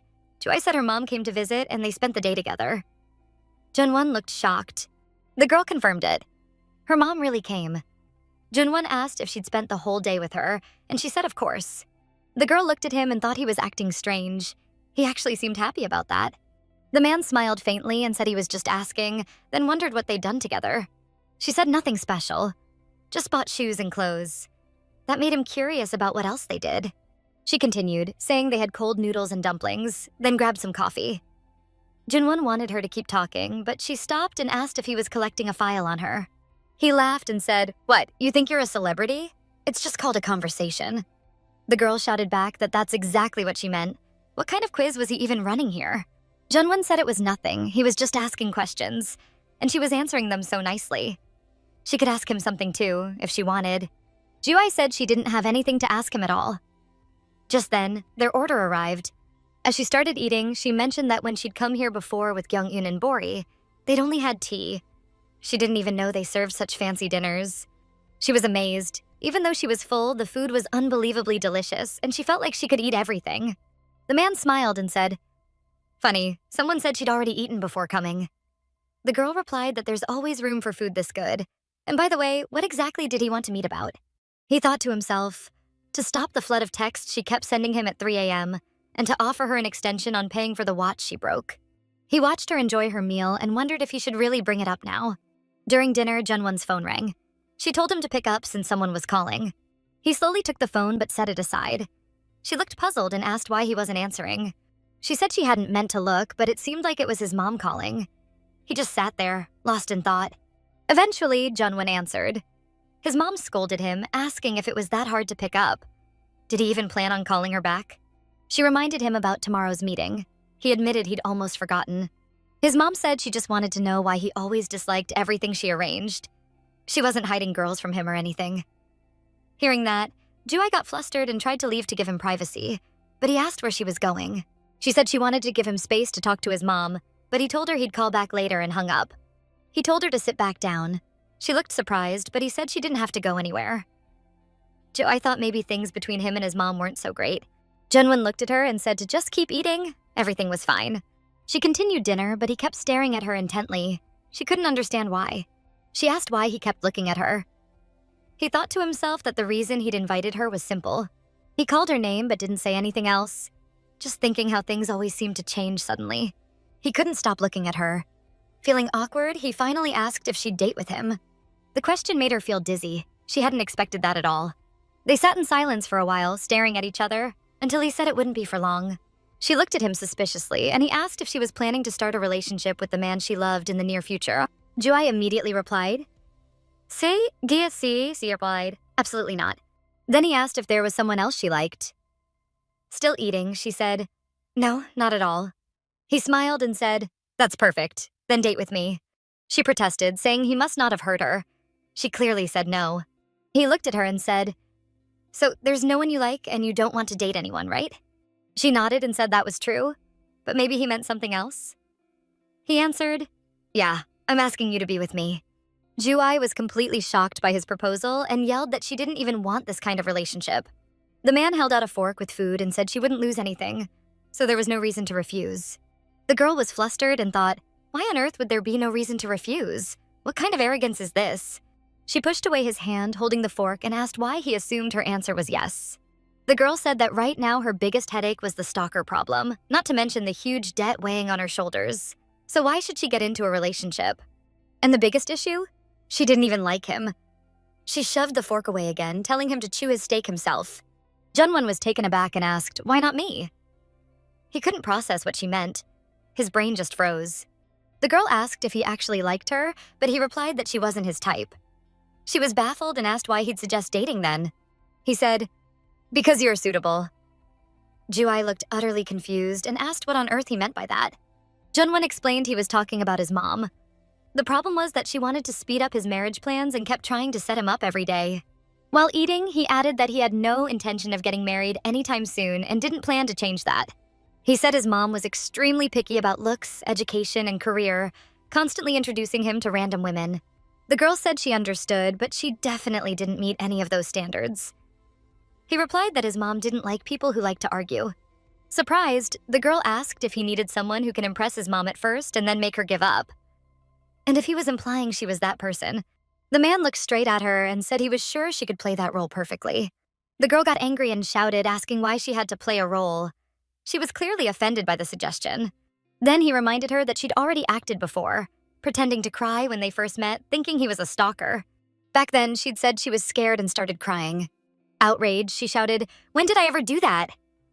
He calmly replied, from the first time we met, up until now. Joy thought he didn't even blink while saying that. Then she said, since he's clearly rich, wouldn't it be easier to just hire someone for the job? He said, how could I openly admit to something like that? She snapped back, then what is this supposed to be? Is he scouting her? Pouring herself a glass of wine, she muttered, I didn't know you were a headhunter too. She told him to just find a woman who'd passionately love him, since he was so popular anyway. The man sighed and said he couldn't do that because he didn't want to trust something like this to his real girlfriend. Taking a sip of wine, Ju-ai thought, so it's fine if I do it because I'll never be his woman. How romantic. Furious, she shouted, so it's okay for me to do it, huh? He replied calmly that he'd compensate her for it. The girl asked, compensate me for what? You, the director with a heart deeper than the ocean, won't even skip charging me for your broken watch. He said she wouldn't have to pay for that. In fact, he'd give her even more, so she should think about it carefully. She thought, oh my God, what's there to think about? This is completely insane. He sat there watching her intently. She asked why he was staring, and he replied that he was waiting for her answer. He leaned closer and said she should think carefully because he'd give her the best. She replied that he was being very kind to her. Junwon asked how long he'd have to wait. The girl wanted to say something, but then changed her mind. She asked herself if she even had money. She broke his watch, and repairs could cost hundreds of thousands, maybe even $1 million. Where would she find that kind of money? Her parents already paid for her education, and now she'd broken someone else's luxury watch. The man asked if she was going to say anything. She looked completely lost and thought the real problem was just her pride. She closed her eyes and thought, he'll forgive the debt and even pay me. Maybe I should just try it. It was hard for her to decide, what about her pride? Would she really give in just for money? Just as she didn't know what to do, her phone rang. She told him to wait a minute. It was her dad. He asked if she was outside, but she said she wasn't home. Then he told her to check her savings book when she got back. She was surprised. Why would he say that? Her dad said many people could overhear them and told her to just check it and that's all. The girl grabbed her phone and checked her account. She couldn't believe her eyes. There were 100 million won in it. She was stunned, completely unable to understand what was going on. Her dad said he'd heard everything from her mom, that she was living who knows where in such a cheap place. He told her to use the money to move somewhere better. Then he added that he even threw in the money he'd saved for a new tractor, and now it was her turn to start earning for her future wedding. She flinched and said she'd do her best. Junwon noticed how tense she was and asked what happened. She said it was nothing and told him to sit. She was ready to give her answer. He sat back down and listened carefully. She thought for a moment, then said she didn't like it. Junwon didn't understand what she meant. She explained that she didn't like his proposal. He said she didn't have to repay him for the watch, but she insisted she would. He was surprised and said she must have misunderstood. He told her not to repay it and even offered her compensation. Didn't she want anything? The girl said she wanted nothing. Then he offered her money. She refused. Then he offered her a car. She refused again, completely rejecting everything he proposed. Junwon paused, thought for a moment, then offered her a house. The girl was so confused she didn't even know what to say. The man asked if she really wanted a house. He didn't want to keep listing things if she was just stalling. What should she do? The girl wondered. Then she said that the man would just have to wait for his turn. She told Junwon that he would be number 25 on the list of those who had offered her a house. She looked at him proudly, her eyes shining with happiness, and told him to wait for his turn. After dinner, they went outside where a car was waiting for the man, and he said that it was his driver. He told the girl to wait because he couldn't just send her home alone. They'd go together. Junwon said that if she didn't trust him, she could take a picture of the car's license plate and send it to one of her friends. The girl was surprised and didn't understand what exactly she was supposed to do with the license plate. Did he really mean she should take a picture? She asked if he was joking. The man replied that he was absolutely serious, so she took the picture. Even though she stubbornly refused to ride with him, in the end, she was made to take the photo and was driven home. Despite his rough personality, he clearly had a pleasant side too. As she sat in the car on the way home, Ju-ai kept looking around and thought how wide it was. It must be difficult to park. She thought that someone with such a watch on his wrist must naturally have a car to match. The car was completely silent. The driver assumed he was taking a couple home tonight, but since they were sitting so far apart, he figured they must have argued. When they arrived at her building, Junwon got out with her, thanked the driver, and wished him a good evening. The girl, surprised, asked if he wasn't leaving. He said he wanted to make sure she went inside safely since it was already late and dark. Looking around, he asked which building was hers, but she quickly said that wasn't necessary. The girl got flustered. She almost pointed to her house. Normally, she'd have snapped at any guy asking such a question, but now she couldn't understand what was happening to her. Ju-yi didn't know why she was being so unreasonably friendly toward him. Maybe he was trying to mess with her head. Reluctantly, she said her home was just ahead, then quickly said goodbye and tried to leave. But the man gave her a strange look. Not knowing how to stop her, he said he didn't like her purse, especially the strap. She was caught off guard. He smiled oddly and the girl got offended, asking why he said it like that. Ju-ai moved closer to him and shouted that she was just about to say that the color of his knitted sweater was simply awful. She started shouting even louder about his sweater, his pants, and then thought, what else can I criticize about his image? She thought she had never seen such a perfect fit. Was he a soccer player or something? Trembling, she yelled again about his pants. The man calmly looked at her and asked if she wasn't going to go home. Ju-ai felt deeply insulted, angry that he had judged her so bluntly, then snapped that of course she was going home. While they were arguing, a girl suddenly appeared, greeted them, and asked if Ju-ai was heading home. Ju-ai turned around, smiled, and said yes. She was going home. Then she asked her neighbor where she was going, and the neighbor replied she was off to the store. Ju-ai clapped her hands excitedly and complimented her new hairstyle, saying it really suited her. The two girls started chatting, and the neighbor asked how she liked the new lock on her door. Ju-ai said she loved it and felt much safer now. The neighbor smiled, happy that the girl liked it and grateful she could help. About 2 months ago, when Ju-ai had panicked after seeing a delivery box at her door, the girl from the next apartment was the one who first talked to her. The neighbor was surprised by what had happened to Ju-ai and said she lived next door in apartment 304. Something similar had happened to her too. The neighbor told her that there was no point in reporting such things to the police, so she should just make sure to lock her door well. She had also shared a few highly effective lock options, which really helped Ju-ai feel safer, thanks to such a nice neighbor. Then the neighbor noticed that Ju-ai wasn't alone outside and asked who the man next to her was. The girl quickly denied that he was with her, even though just earlier, he had asked her to date him. The neighbor asked if he wasn't her boyfriend, then who was he? I turned sharply toward him, thinking what to say. She was so speechless she could barely breathe. Was he the man whose watch she broke? Or the man who saved her from being kidnapped? The neighbor said she had seen something earlier, a couple arguing outside, and asked if Ju-ai was planning to reject him now. The neighbor grabbed Ju-ai's hand, saying if so, they could go upstairs together. But the girl refused. The neighbor shouted that he wasn't part of her family, so why was a single girl standing here with a man she wasn't dating? Junwon said the neighbor misunderstood the situation. Ju-ai quickly thanked her and said everything was fine. Ju-ai explained that he was the director of the company where she worked. He had just come because he was worried about her. But he was leaving now, and they were saying goodbye. The neighbor said if that was really the case, fine. But since she had known Ju-ai longer, she could always count on her for help. But Jungwon suddenly asked why the girl should trust her. Their conversation seemed so awful that he might have decided that the girls hardly knew each other. The neighbor said she actually saw Ju-ai more often than he did. The man smirked and said maybe she was counting how many times they met. Then the neighbor asked what he was suggesting, and he said that maybe they should start meeting every day. Ju-ai was outraged. What was even happening? What kind of ridiculous competition was this? The neighbor shouted, "Then why see each other every day if you're not dating?" The man replied, "Why does it matter to you?" Ju-ai was shocked. It felt like they were both fighting over her. And she was right, there was always a line of people wanting her attention. She said too many people wanted to befriend her, so she had to hand out numbered tickets. And if they wanted a new one, they could pick it themselves. Junwon looked at her in disbelief. The girl said he had chosen number 25, but he didn't respond. Then she looked at her neighbor, who also didn't understand anything, and told her she was number 26.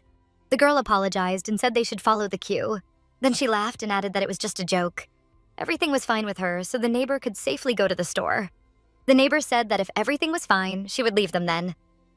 Ju-ai waved her hand and said, "See you soon." The girl felt very nervous and said she thought they were seriously going to fight. She sighed with relief when the neighbor finally walked away. The girl told the IFT not to take it the wrong way. The neighbor only reacted like that because she knew about the stalker. Then she said she should probably go. Ju-ai headed toward her building, wished him all the best, and apologized for everything.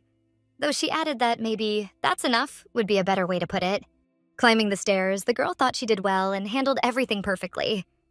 I mean, what kind of relationship involves compensation anyway? That's just insane. As she walked down the corridor, the girl got scared when she saw a door open and a man asked if she was the girl from apartment 303.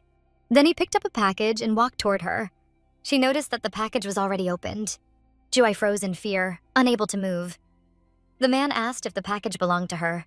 The girl trembled in fear, staring silently at the man before finally asking why the package was in his hands. The man shouted that he had brought her package out for her, and that in such cases, people usually say thank you first. The girl said it was her package and asked why he had opened it. She wondered if the address was even correct. The package shouldn't have been handed over to anyone. The man started yelling again, asking if that was really the only thing she cared about. Then he scolded her for wandering around at night drinking, saying the world was dangerous and she should use her head. The girl looked at him in confusion while he kept shouting that this wasn't the first time. Last time, her package also disappeared and she made a big scene by calling the police. Then he asked if she planned to apologize. The girl replied that she wouldn't apologize because she had no reason to.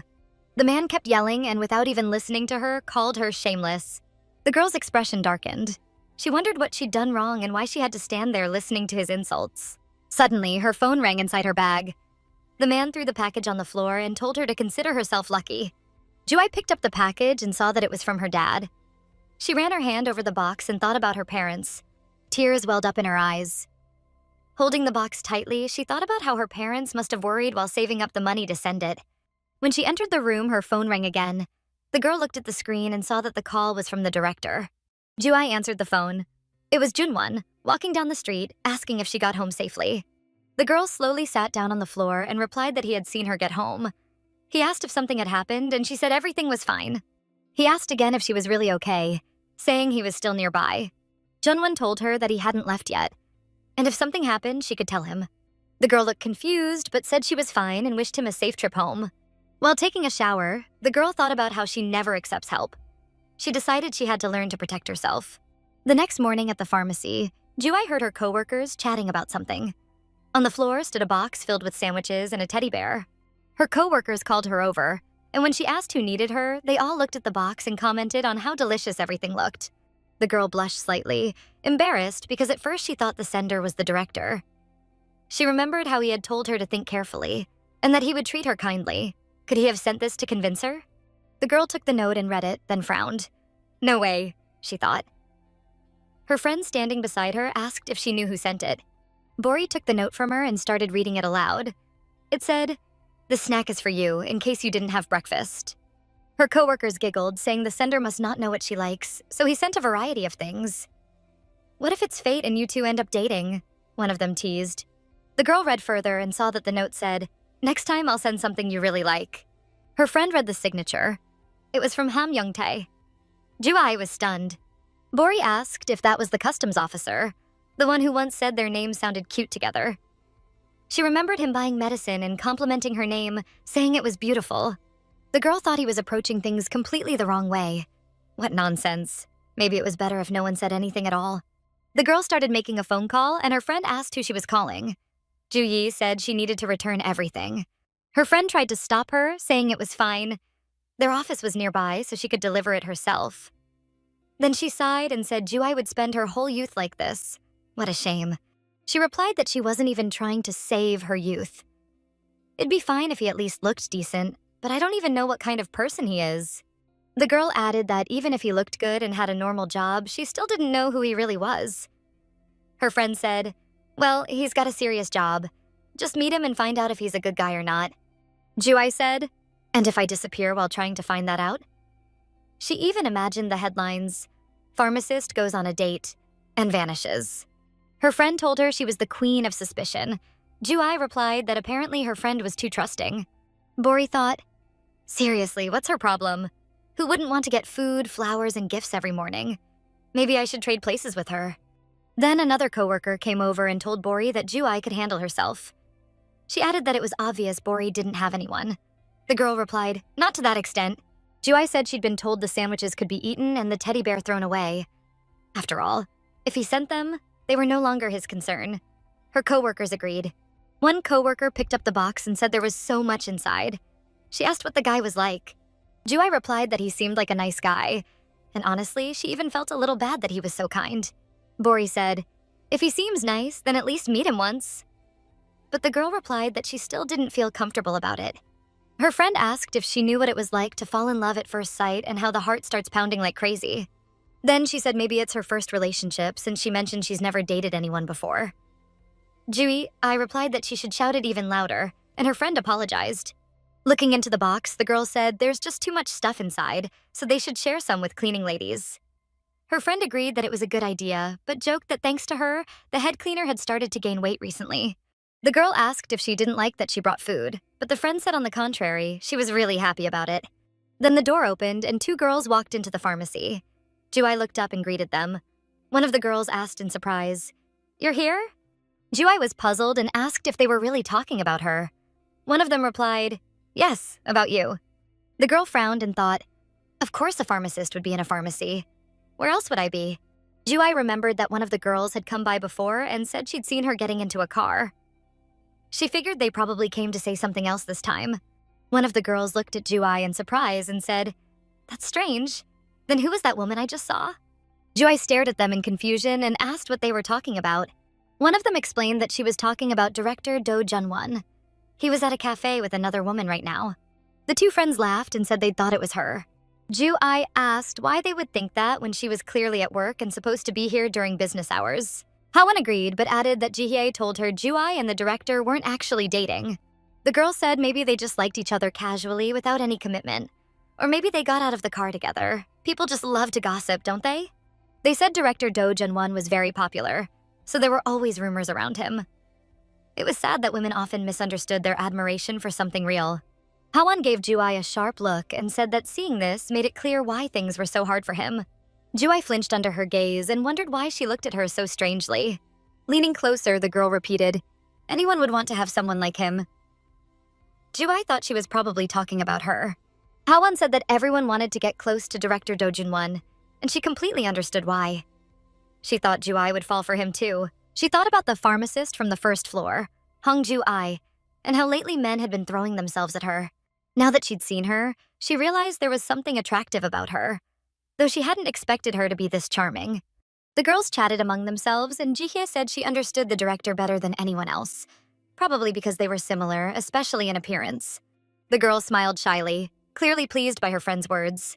Then Ju-ai said something back to her, and the girl looked surprised, not understanding what she meant. Ju-ai said she understood her, but the girl asked again, confused, what she'd just said. Ju-ai asked for her name, and the girl replied, "Oh, Hwan." Ju-ai smiled warmly in response. She continued the conversation, saying that judging by her words, Hwan seemed to understand her, and she was really glad to meet her. Ju-ai handed Oh Hwan a bag of food and said that some people might call her greedy, but those who've been through similar things already have enough problems of their own. For example, she added, "Today they sent me so many sandwiches, and even this teddy bear." She sighed that it was hard to turn everyone down every time. Oh, Hwan thought something was wrong with her. Maybe she'd lost her mind. Juai asked if she'd had breakfast yet, but the girl shouted that she'd misheard her. Juai smiled and said, of course she'd heard her, then offered her a sandwich to take with her. The girls got angry, turned around, and stormed out of the pharmacy, muttering how annoying she was. Behind Juai, her co-workers had been listening to the whole exchange. They clapped and joked that it was time to get back to work. Bori asked who that Oh Hwan was. She'd never seen her before. Then added with a grin that Juai was never one to stay quiet. She always gave as good as she got. The coworker then asked if the director had a girlfriend. Juai said surprisingly, no, then added she'd go return the sandwiches. The girl's phone rang. The coworker suggested Juai go with her to the 9th floor, and she agreed. Juai picked up her phone and saw a call from number 25. She looked shocked. It was Junwon calling. She answered with, yes, number 25. The man was puzzled. Why was he number 25? Juai smiled to herself, thinking he was saved under that number. He frowned and asked if she was already at work. She said yes, she was at work. He started to ask something about her morning, but she shouted that she'd already had breakfast. He asked if something had happened, but she said no. Then he wondered if something recently happened. Again, she said no, and reminded him he'd just asked that. He asked once more if something had gone wrong that morning. She yelled that everything was fine. Then he asked if something had ruined her mood, and she yelled again nothing had happened. Junwon then asked about her plans for the evening. She first said none, then quickly changed it to, yes, she had plans. Juai said she was busy now, so she was hanging up. The man thought to himself that she probably didn't have any plans after all. A few hours later, Junwon's phone rang. It was Hyung calling, asking him to come down to the cafe for a bit. That morning, his brother had unexpectedly shown up, and Junwon wondered if something had happened. It turned out his brother had arranged a 5-minute blind date for him. Who knew even his brother would worry about his marriage prospects? Sitting there, the man remembered the girl's confident words about why he wasn't such a bad person after all. He thought, why should he care what kind of bag strap she had? He wanted to apologize, but completely forgot when he heard her cold reply. What is this place anyway? Juai thought in surprise. Maybe all office buildings are this beautiful. Her friend asked if it was her first time here and said that she was also amazed the first time. This place was really interesting. Then she added that there are many branches abroad, even separate buildings being constructed, so this place would soon be rented out again. While they were looking around, Junwon's co-worker approached and greeted them. Ina handed him a bag of food and told him to eat there before leaving, since everyone was working. Another guy came up and asked if they were here to see Heo Min-jae and what was in the bag. Juai replied that they brought sandwiches for everyone to share and handed the bag over. The guy smiled, took the bag happily, and said, well, this is just perfect. While working in his office, Junwon heard voices in the hallway and wondered why it had suddenly gotten so noisy. Then he heard someone saying that Juai had brought exactly what he wanted, sandwiches. The man's heart started racing when he heard that Hong Juai was there. He thought, did she act cold on purpose just to surprise me with food? Then he tried to calm himself down, but overheard someone saying that she hadn't made them herself. One of the guys asked if she had bought them, but she replied she hadn't. Then he joked that the building's prettiest girl must have come just for him. Juai looked embarrassed, wished them a good meal, and said it was time to go. The guy said they couldn't just leave so suddenly. He teased her, saying she looked beautiful even with her work hairstyle. Juai froze a little at that. The guy apologized and added that he'd heard their boss prefers modest outfits, but seeing her today, he doubted that was true. Juai said she'd be upset hearing something like that, but the guy replied that she was both beautiful and kind. Right after that, someone came up and stepped hard on the guy's foot. It hurt a lot. It was Junwon. He said, why are you sticking your foot out?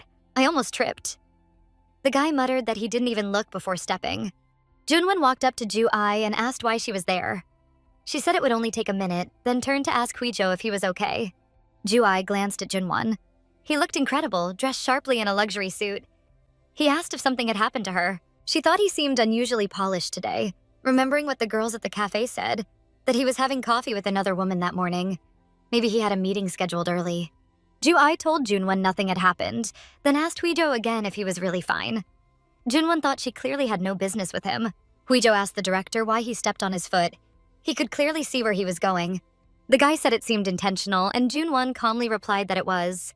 Then Huijo said he'd better get back to work, wished Juai and Ina a good day, and asked Min-jae if he was coming with him. Min-jae thanked them for coming, wished them a good day, and raised his hand to wave goodbye. But Junwon slapped his hand lightly and said, have a good day. Minji was taken aback. He looked at his hand in confusion and said, "I think he's mad." The girls said it was time for them to go too. Junwon asked if they were really leaving already. Ju-ai slightly bowed her head and said, "See you." The girl turned and left. Her friend apologized to the director, saying it was probably rude of them to drop by unannounced.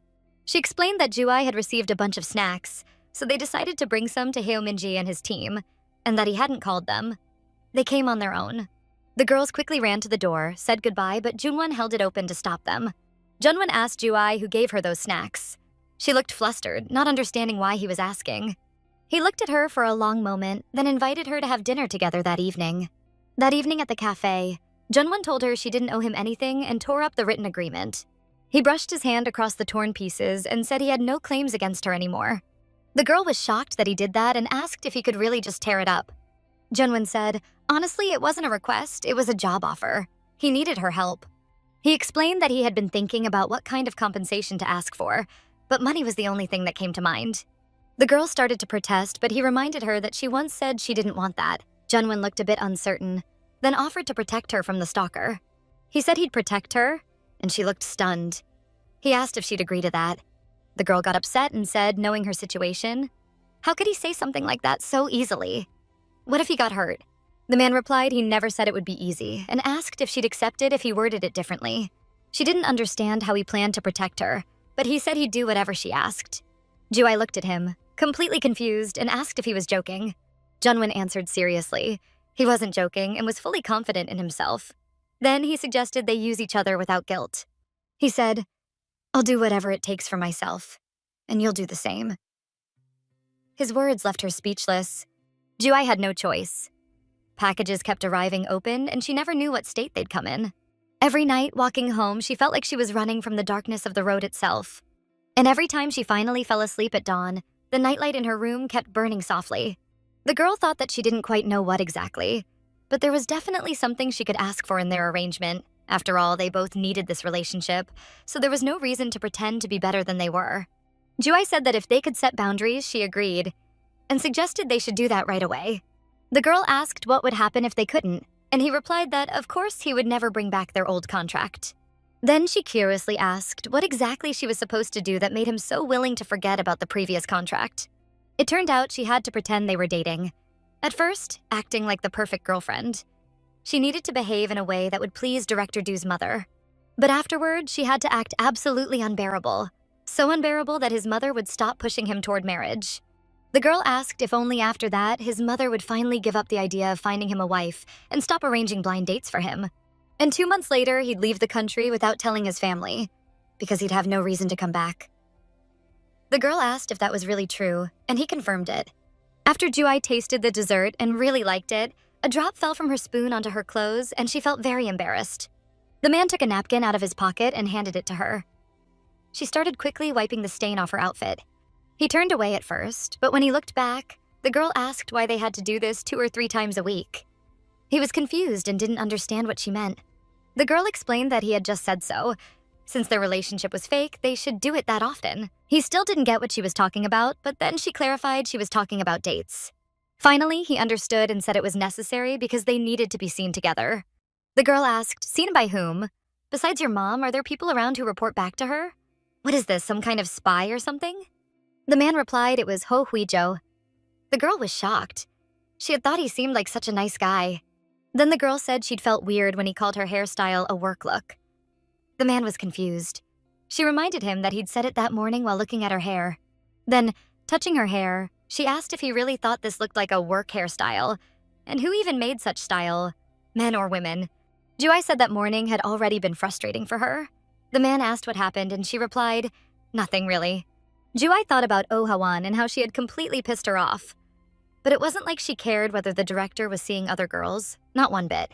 Looking at her, Junwon asked what she was thinking about, but she said it was nothing and asked what he had been talking about. He said that his mother might call her to meet. Ju-ai replied that she'd handle it, and whatever she told his mother, she wouldn't report it to him, then asked if he was okay with that.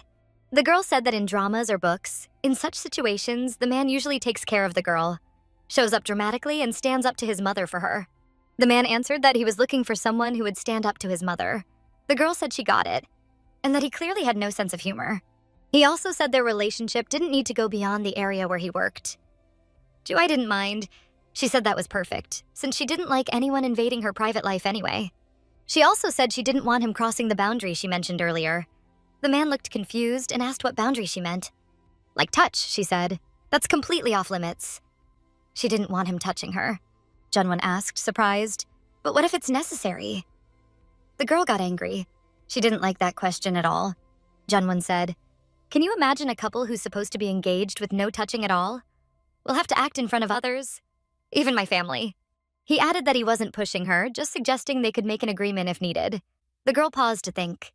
She thought for a moment and said, "If it's necessary, then..."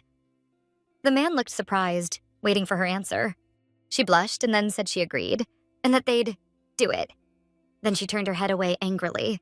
Junwon looked at her carefully and said they should now talk about what she wanted since they'd be spending so much time together, and if she needed anything. Ju-ai said that every matter needs a good beginning and an ending, but she'd start from the end. The man was surprised and wondered why she was starting with the ending. Ju-ai smiled and said that when everything ends and they break up, he should act like he's heartbroken and deeply regrets it. There were many girls in the building interested in Mr. Do Junwon. Once people in the pharmacy or at his office found out they were dating, rumors would spread through the whole building instantly. The girl thought that if he was planning to leave the country with a clean image, what would happen to her? Who would stay and keep working at the pharmacy? She had to protect her dignity by making him regret their breakup. The man said he honestly didn't even know how to be heartbroken. The girl told him she'd explain it closer to the end. Junwon said that in that case, they should go back to the beginning. She agreed, saying he was right. The beginning was half of everything, and he knew it. Then, smiling, she suggested that tomorrow he should come to her pharmacy and confess his love to her. The man was shocked that he'd have to confess his love, and even more surprised by how casually she suggested it. The girl noticed his embarrassment and repeated that he really needed to confess his love. He was still shocked. He had never done something like that, especially in front of everyone. The girl said he should do it sincerely and emotionally. He knew how important that was. Boring confessions usually ended everything right there, so he had to prepare well. Junwon shouted, asking if she was out of her mind and if she was actually serious about all this. She replied that she was completely serious, and it was obvious that she herself was nervous too. By emotionally, she meant he should practically cling to her. The man thought, is she seriously expecting me to do that too? The girl said he could back out if he didn't like it. Junwon frowned, thinking maybe he really should back out. The girl thought she started it all just to shock him, but she couldn't shake the feeling that it was going to backfire on her. She told the director that, in any case, he'd benefit the most from all of this, and asked if he knew why. Ju-ai said, first of all, she didn't like him and would absolutely never like him in the future. She didn't even dream about any progress between them, so she wouldn't be shedding any tears. Second, even if his mother said something really cruel to her, it wouldn't hurt, because she didn't like him anyway. And lastly, the third reason, the one he'd probably like the most. When the man came home late that evening, he was completely exhausted after a long day at work and went straight to bed. As he was sleeping soundly, his phone suddenly rang. Another message came through at 3 a.m. The message said that it was still spring, though it felt like the dullest and most miserable season, except maybe right after lunch. Then the girl asked if the director was tired of her messages and whether they could start calling each other. The message continued, saying that he could simply tell her to stop right now if he wanted to, but it wasn't hard for her to keep texting him anyway. She said she could wait until he felt better and that she wished something would lift his mood and make him smile. Reading the message, the man quietly muttered to himself that he was smiling already, thanks to her. The message went on. Today, tomorrow, and always, may your life be full of grace. And when you find a girlfriend, I wish you a long life together. And if you don't have one yet, may she appear within a day. That's all for today. Junwon sat up on the edge of his bed and suddenly remembered the third reason the girl had mentioned. She had said that if fate decided within those 2 months that he'd fall in love, she would never ask him to take responsibility and would immediately let him away. The man kept thinking about what she said, about her being able to let him away. He sat there for a long time, deeply lost in thought. The next morning, when the girl came to work at the pharmacy, her coworker was shocked to see her wearing a skirt. Ju-ai looked absolutely stunning. The coworker said she had never seen her wear a skirt, not since they entered college until this very day. Bori was also surprised to see that Ju-ai had something on her face. Makeup. A bit embarrassed, Ju-ai said she'd been feeling sad, so she decided to put on some makeup while watching tutorial. The coworker said it wasn't even possible to feel sad in the morning and noticed that Ju-ai had even put blush on her cheeks. Ju-ai replied that she just wanted to try it. Bori kept staring at her and said anyone could tell that a lot of effort went into that makeup. Juai was surprised and asked why she even needed to doll herself up in the first place. Juai said she simply had some free time, so she decided to do her makeup. But her coworker kept asking if something had happened. The girl proudly said that nothing happened. She just wanted to dress nicely and her friend shouldn't start imagining things. The girl thought that, actually, she'd dressed like this today without any special reason. She just hadn't slept much at night, but definitely not because she was nervous or excited. Maybe this whole confession thing had been unnecessary, but the thought of him confessing still made her a little anxious. She wondered how that man would even confess his love, and if she should be nervous about it. When Junwon said she had nothing to lose, she thought that everyone would say he clearly didn't know a thing about relationships. The girl decided that preparing the right outfit for a confession was essential, and that her raspberry-colored skirt would be perfect. As Juai went to wash her hands, she looked in the mirror and thought that she needed to be extra polite today. Jung-un told her she had amazing legs and asked why she decided to show them off today of all days. Smiling, Juai replied that it was just an unexpected impulse. The weather was great and the air was so fresh. Jung-un laughed and said that the weather had been just as nice last year at this time, yet Juai hadn't worn a dress even once. The girls joked that they were starting to think maybe her legs had gotten overgrown like weeds, or that her calves looked like sweet potatoes. Juai laughed and said that since they'd finally seen her legs, they could say hi to her legs. Juai asked her coworker if she looked weird. She felt a little awkward and wondered if she looked too rustic. Her friend asked whether she wanted to know because she needed reassurance she looked pretty or because she was genuinely curious. Juai said she already knew she was pretty. She just wanted to know if she looked prettier than usual. Her coworker joked that she was a loser, then smiled and said that meant she really was beautiful. The girl still had doubts and teased her, asking if there was a reason behind all this. Was it that manager, or maybe a plastic surgeon? But Juai denied everything. As she got to work, she thought that this pair, her and Junwon, was a match made in hell, and even her prayers hadn't lasted long. Still, she thought it was good that their relationship wasn't real, though at least she'd get to attend a few desirable events. The most important thing was to make their fake relationship look convincing to everyone, and maybe even experience the kind of romance people only dream about. Her coworkers kept trying to find out who the guy was, but Juai just laughed and said no one. A little later, a delivery man came into the pharmacy and asked for someone named Hong Ju-ai. She walked up to him and said, "That's me." The man walked, clutching the handle of a box with beautiful pink roses in his hands. Junwon kept thinking about confessing his feelings and decided it was time to end the uncertainty. So he bought a small bouquet of flowers. When he arrived at the pharmacy, he placed the bouquet by the door, opened it, and called out for Hong Ju-ai. Then he walked in, and Juai's coworker was absolutely shocked to see Director Do standing there. The director asked if Hong Ju-ai had come to work yet. The guy replied that she was already working and called her over. Director Do had already planned everything. He would bring her outside and hand her the bouquet from the bag. Then he'd start a lovely conversation, confess his feelings, and suggest they start dating, and maybe even get married later. He thought to himself that she probably wouldn't return the flowers even if she didn't like his confession, though with this woman anything was possible. Suddenly, the man froze when something huge flashed before his eyes. But to his surprise, the man saw that the girl was holding another huge and beautiful bouquet in her hands. Juai asked her coworker if he had called her, but unexpectedly, she saw Director Do and asked what had happened.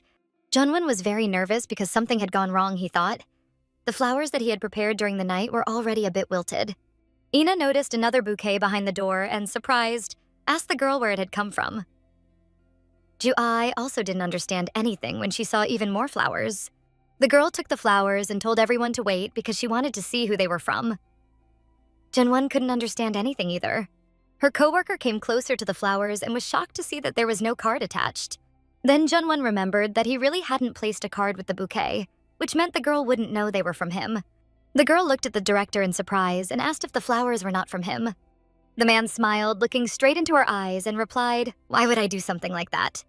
Juai felt very disappointed because she really wished the flowers had been from him. She thought, why not? But then again, this was just a contract relationship, so of course he wouldn't feel the same excitement she did. But wouldn't it have been possible to confess love in front of everyone? Then she looked at her outfit and decided to think that she had dressed beautifully just for herself. The girl was very angry with herself, then remembered that he had said he would do anything she asked. Later, Choi Kyung-eun came up and said that the director seemed like a really good person and had bought various nutritional supplements for the staff. Juai thought about how, despite buying up all the nutritional supplements, he left empty-handed. The girl sat there thinking, does a confession really have to happen in the morning? It wouldn't be weird if he came and confessed in the evening. Then she heard her coworkers say it was time to go home. Ju-yi couldn't stop thinking that maybe he'd come after work.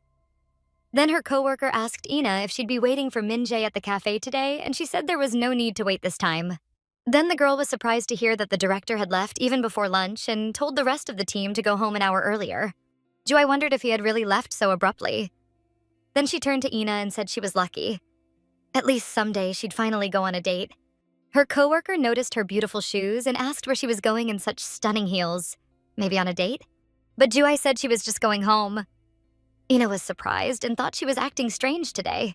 The girl was about to go home and thought that they hadn't agreed on any date anyway, and she'd be silly to think the confession would happen today. As she was leaving, she overheard her coworkers talking about how handsome the director was. That morning, he looked absolutely stunning, radiating pheromones, and just one look from him could make your head spin. Jiho clarified that he had only said the director was handsome, nothing more, and that it was weird to talk about pheromones while he was standing right there. The girls laughed and said it was fine. He still had a long way to go to match that level of charisma and presence. The coworker got annoyed by their words, but then Ju-yi came up and asked who they were talking about. The girls replied that they were talking about Director Do from the 9th floor, and Ju-yi pretended not to be very interested. Then she said he wasn't that handsome anyway. Jiho agreed, saying he knew Ju-yi would side with him. Sure, he wasn't as amazing as Bori made him out to be. Though yes, he was tall, athletic, and dressed neatly. The girl got a little nervous and said that it's rare to find a guy like that in their area. When she suddenly turned around, she looked flustered and quickly walked away. Her coworkers asked what was wrong with her. When everyone turned toward the pharmacy entrance, they saw Director Do standing there. They were all shocked. He slowly opened the door and walked inside. The man looked serious and absolutely stunning. Looking around, he asked if Hong Ju-ai had already left, but they told him no, she was still nearby, and then they called her. Ju-ai got very nervous and thought, he really came again? I need to get myself together. This isn't serious. The girl asked in surprise why he needed her specifically and what had happened that made him come to the pharmacy. The director looked at her and said it was really hard for him, and he didn't even know how to start.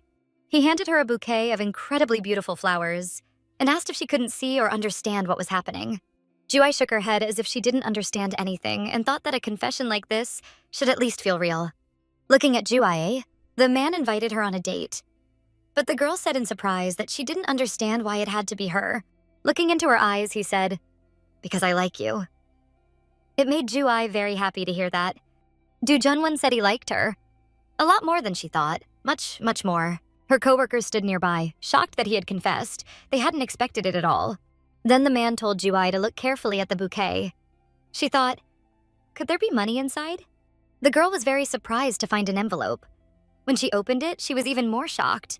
It was an ID card. Junwon told her to unfold it completely. Inside were also a health certificate, a certificate of no criminal record, which was very hard to get, and his school records showing excellent grades and active participation in extracurriculars. There was even an award for good behavior, meaning he had been a role model for others. But the girl thought, why is he showing me all this? The man explained that it was all for her peace of mind. Of course, they still had a lot to learn about each other. 498. Bori texted Choi Kyung-eun and asked if things had been going on for a while. Maybe it was love at first sight. Bori texted Choi Kyung-eun and asked if things had been going on for a while. Maybe it was love at first sight. 511.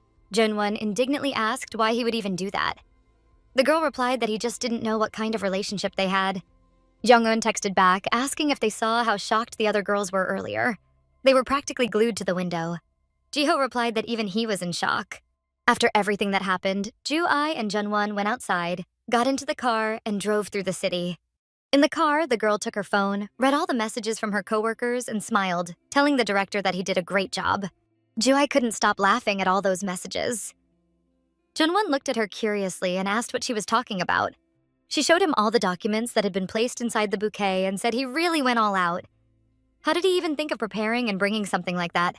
Out of all the confessions she'd ever received, this one was the most sincere and genius. The man smiled and said, "Hardly." Smiling, the girl said it really was the best. He must have been so nervous while planning everything. But he replied that he wasn't nervous at all. He just thought about it and it simply came to him. Ju-ai was surprised and asked if the bouquet he left that morning was also part of his plan since she'd checked the entrance cameras. The man reluctantly admitted it. Then she asked about the supplements he bought, but he said he was just the kind of director who takes care of his employees. The girl replied that Jiho must have misunderstood.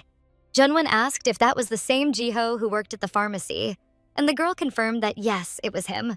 He thought the man bought all those supplements because he was angry.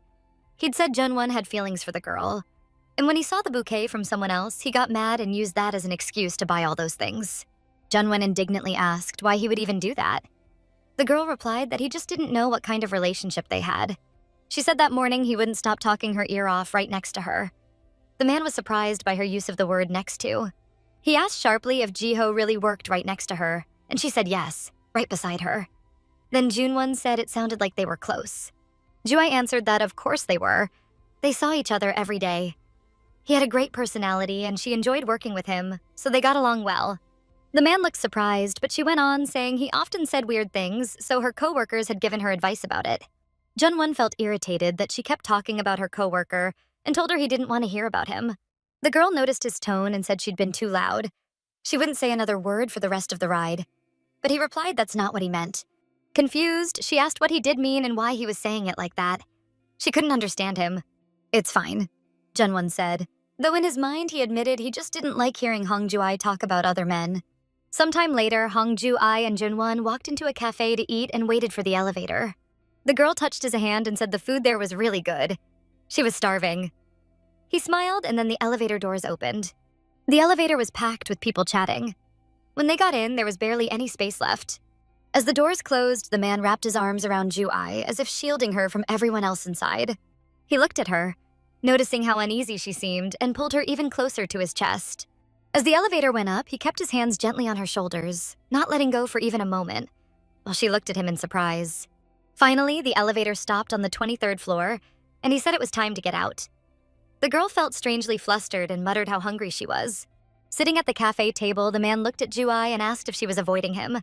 She quickly said, "Of course not." Soft music played in the cafe. The man said maybe he'd imagined it, but she shook her head. "No, you didn't." Junwon took a sip of wine, gazed at Juai tenderly, and said, "All right then." The girl was stunned. How could he stay so calm? She still hadn't recovered, and her face was burning. Juai brought up what happened in the elevator and asked if it didn't mean anything to him. Junwon looked surprised and asked why she thought that. He'd never done anything like that with anyone else. Didn't it mean something to her?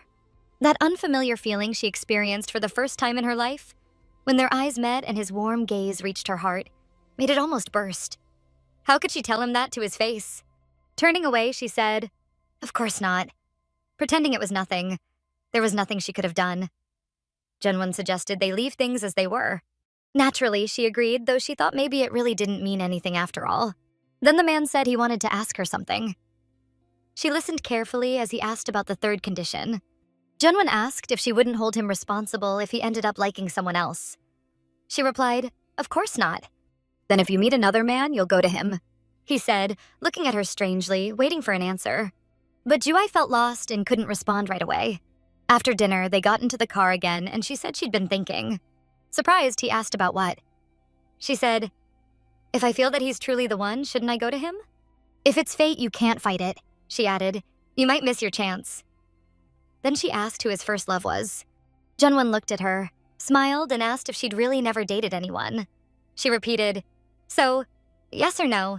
She thought maybe he really hadn't dated anyone, but then decided he was laughing at her. Annoyed, she thought, "Oh sure, it's fine for him, but not for me." He never said anything when they made the deal, but now he's saying that's not allowed? Then she smiled and told Director Du that if she ever met someone right for her, she'd go to him. Junwon was deeply moved, looked at her carefully and asked, "And what about me? What would you do with me then?" The girl angrily replied, "Did we ever agree to be responsible for each other? If you meet the one, you'll go to her, and I'll let you." Then he asked, who decided that? Seeing the strange look in his eyes, Juai quickly said no. It wasn't her who decided, so everything was fine. She suggested setting a minimum period, the time it would take for his mother to fall in love with her and then make him break up with her. At first, the girl said 1 month, but after thinking for a bit, she changed it to maybe a month and a half. Junwon didn't know what to say. He said that she'd be free once his mother gave up on the idea of him getting married, so she could probably handle everything quickly. She said she could make his mother dislike her, say she wasn't the right daughter-in-law, and start offering her money to leave. She had only seen envelopes full of cash like that in dramas. Junwon was driving, carefully thinking everything through, and finally said she had 2 months.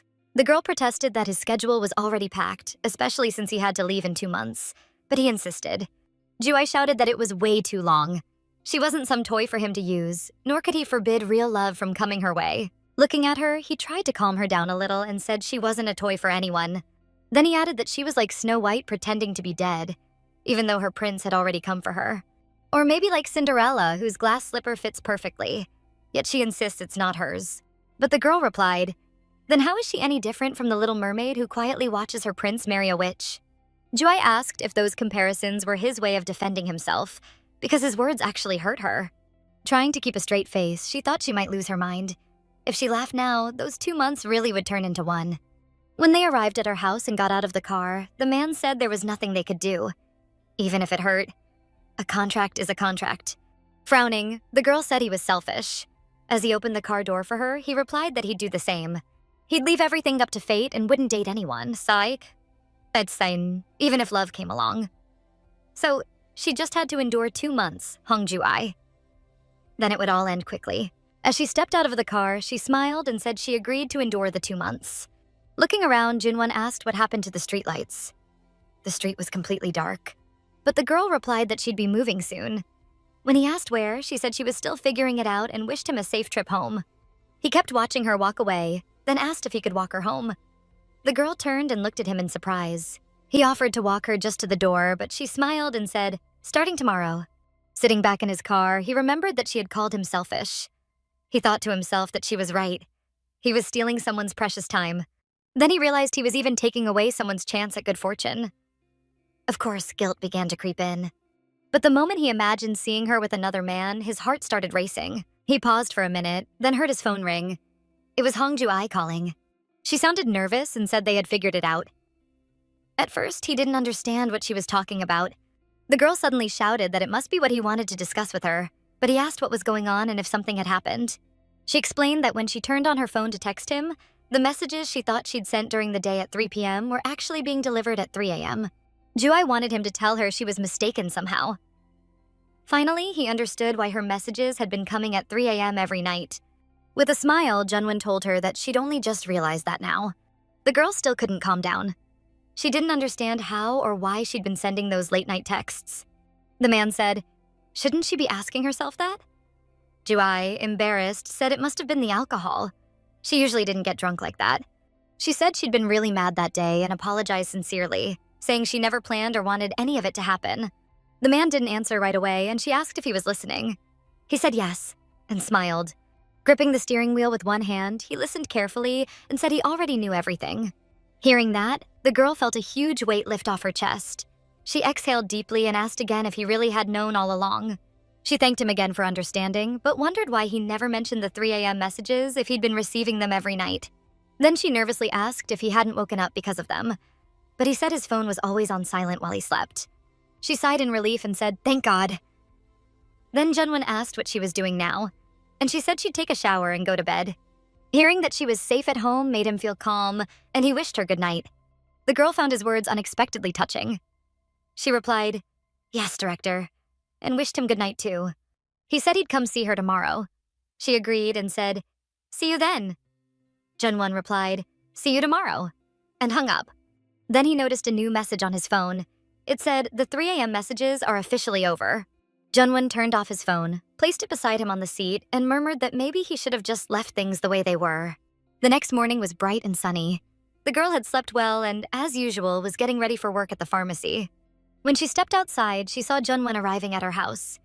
He asked if she'd been waiting for him long. Smiling, she tucked a strand of hair behind her ear and said no. She'd just come out. He opened the car door for her, apologized, and said he shouldn't keep her waiting. She replied it was no big deal. When she got into the car, he leaned closer and asked if today was a special day. The girl looked puzzled, not understanding why he'd ask that. Junwon looked at Hong Ju-ai with deep admiration and told her she looked absolutely stunning today. Thanks for watching. If you enjoyed this review, don't forget to like, subscribe, and hit the notification bell so you never miss a new video. Let me know in the comments what you thought of this story and what manhwa you'd like to see next. See you in the next installment.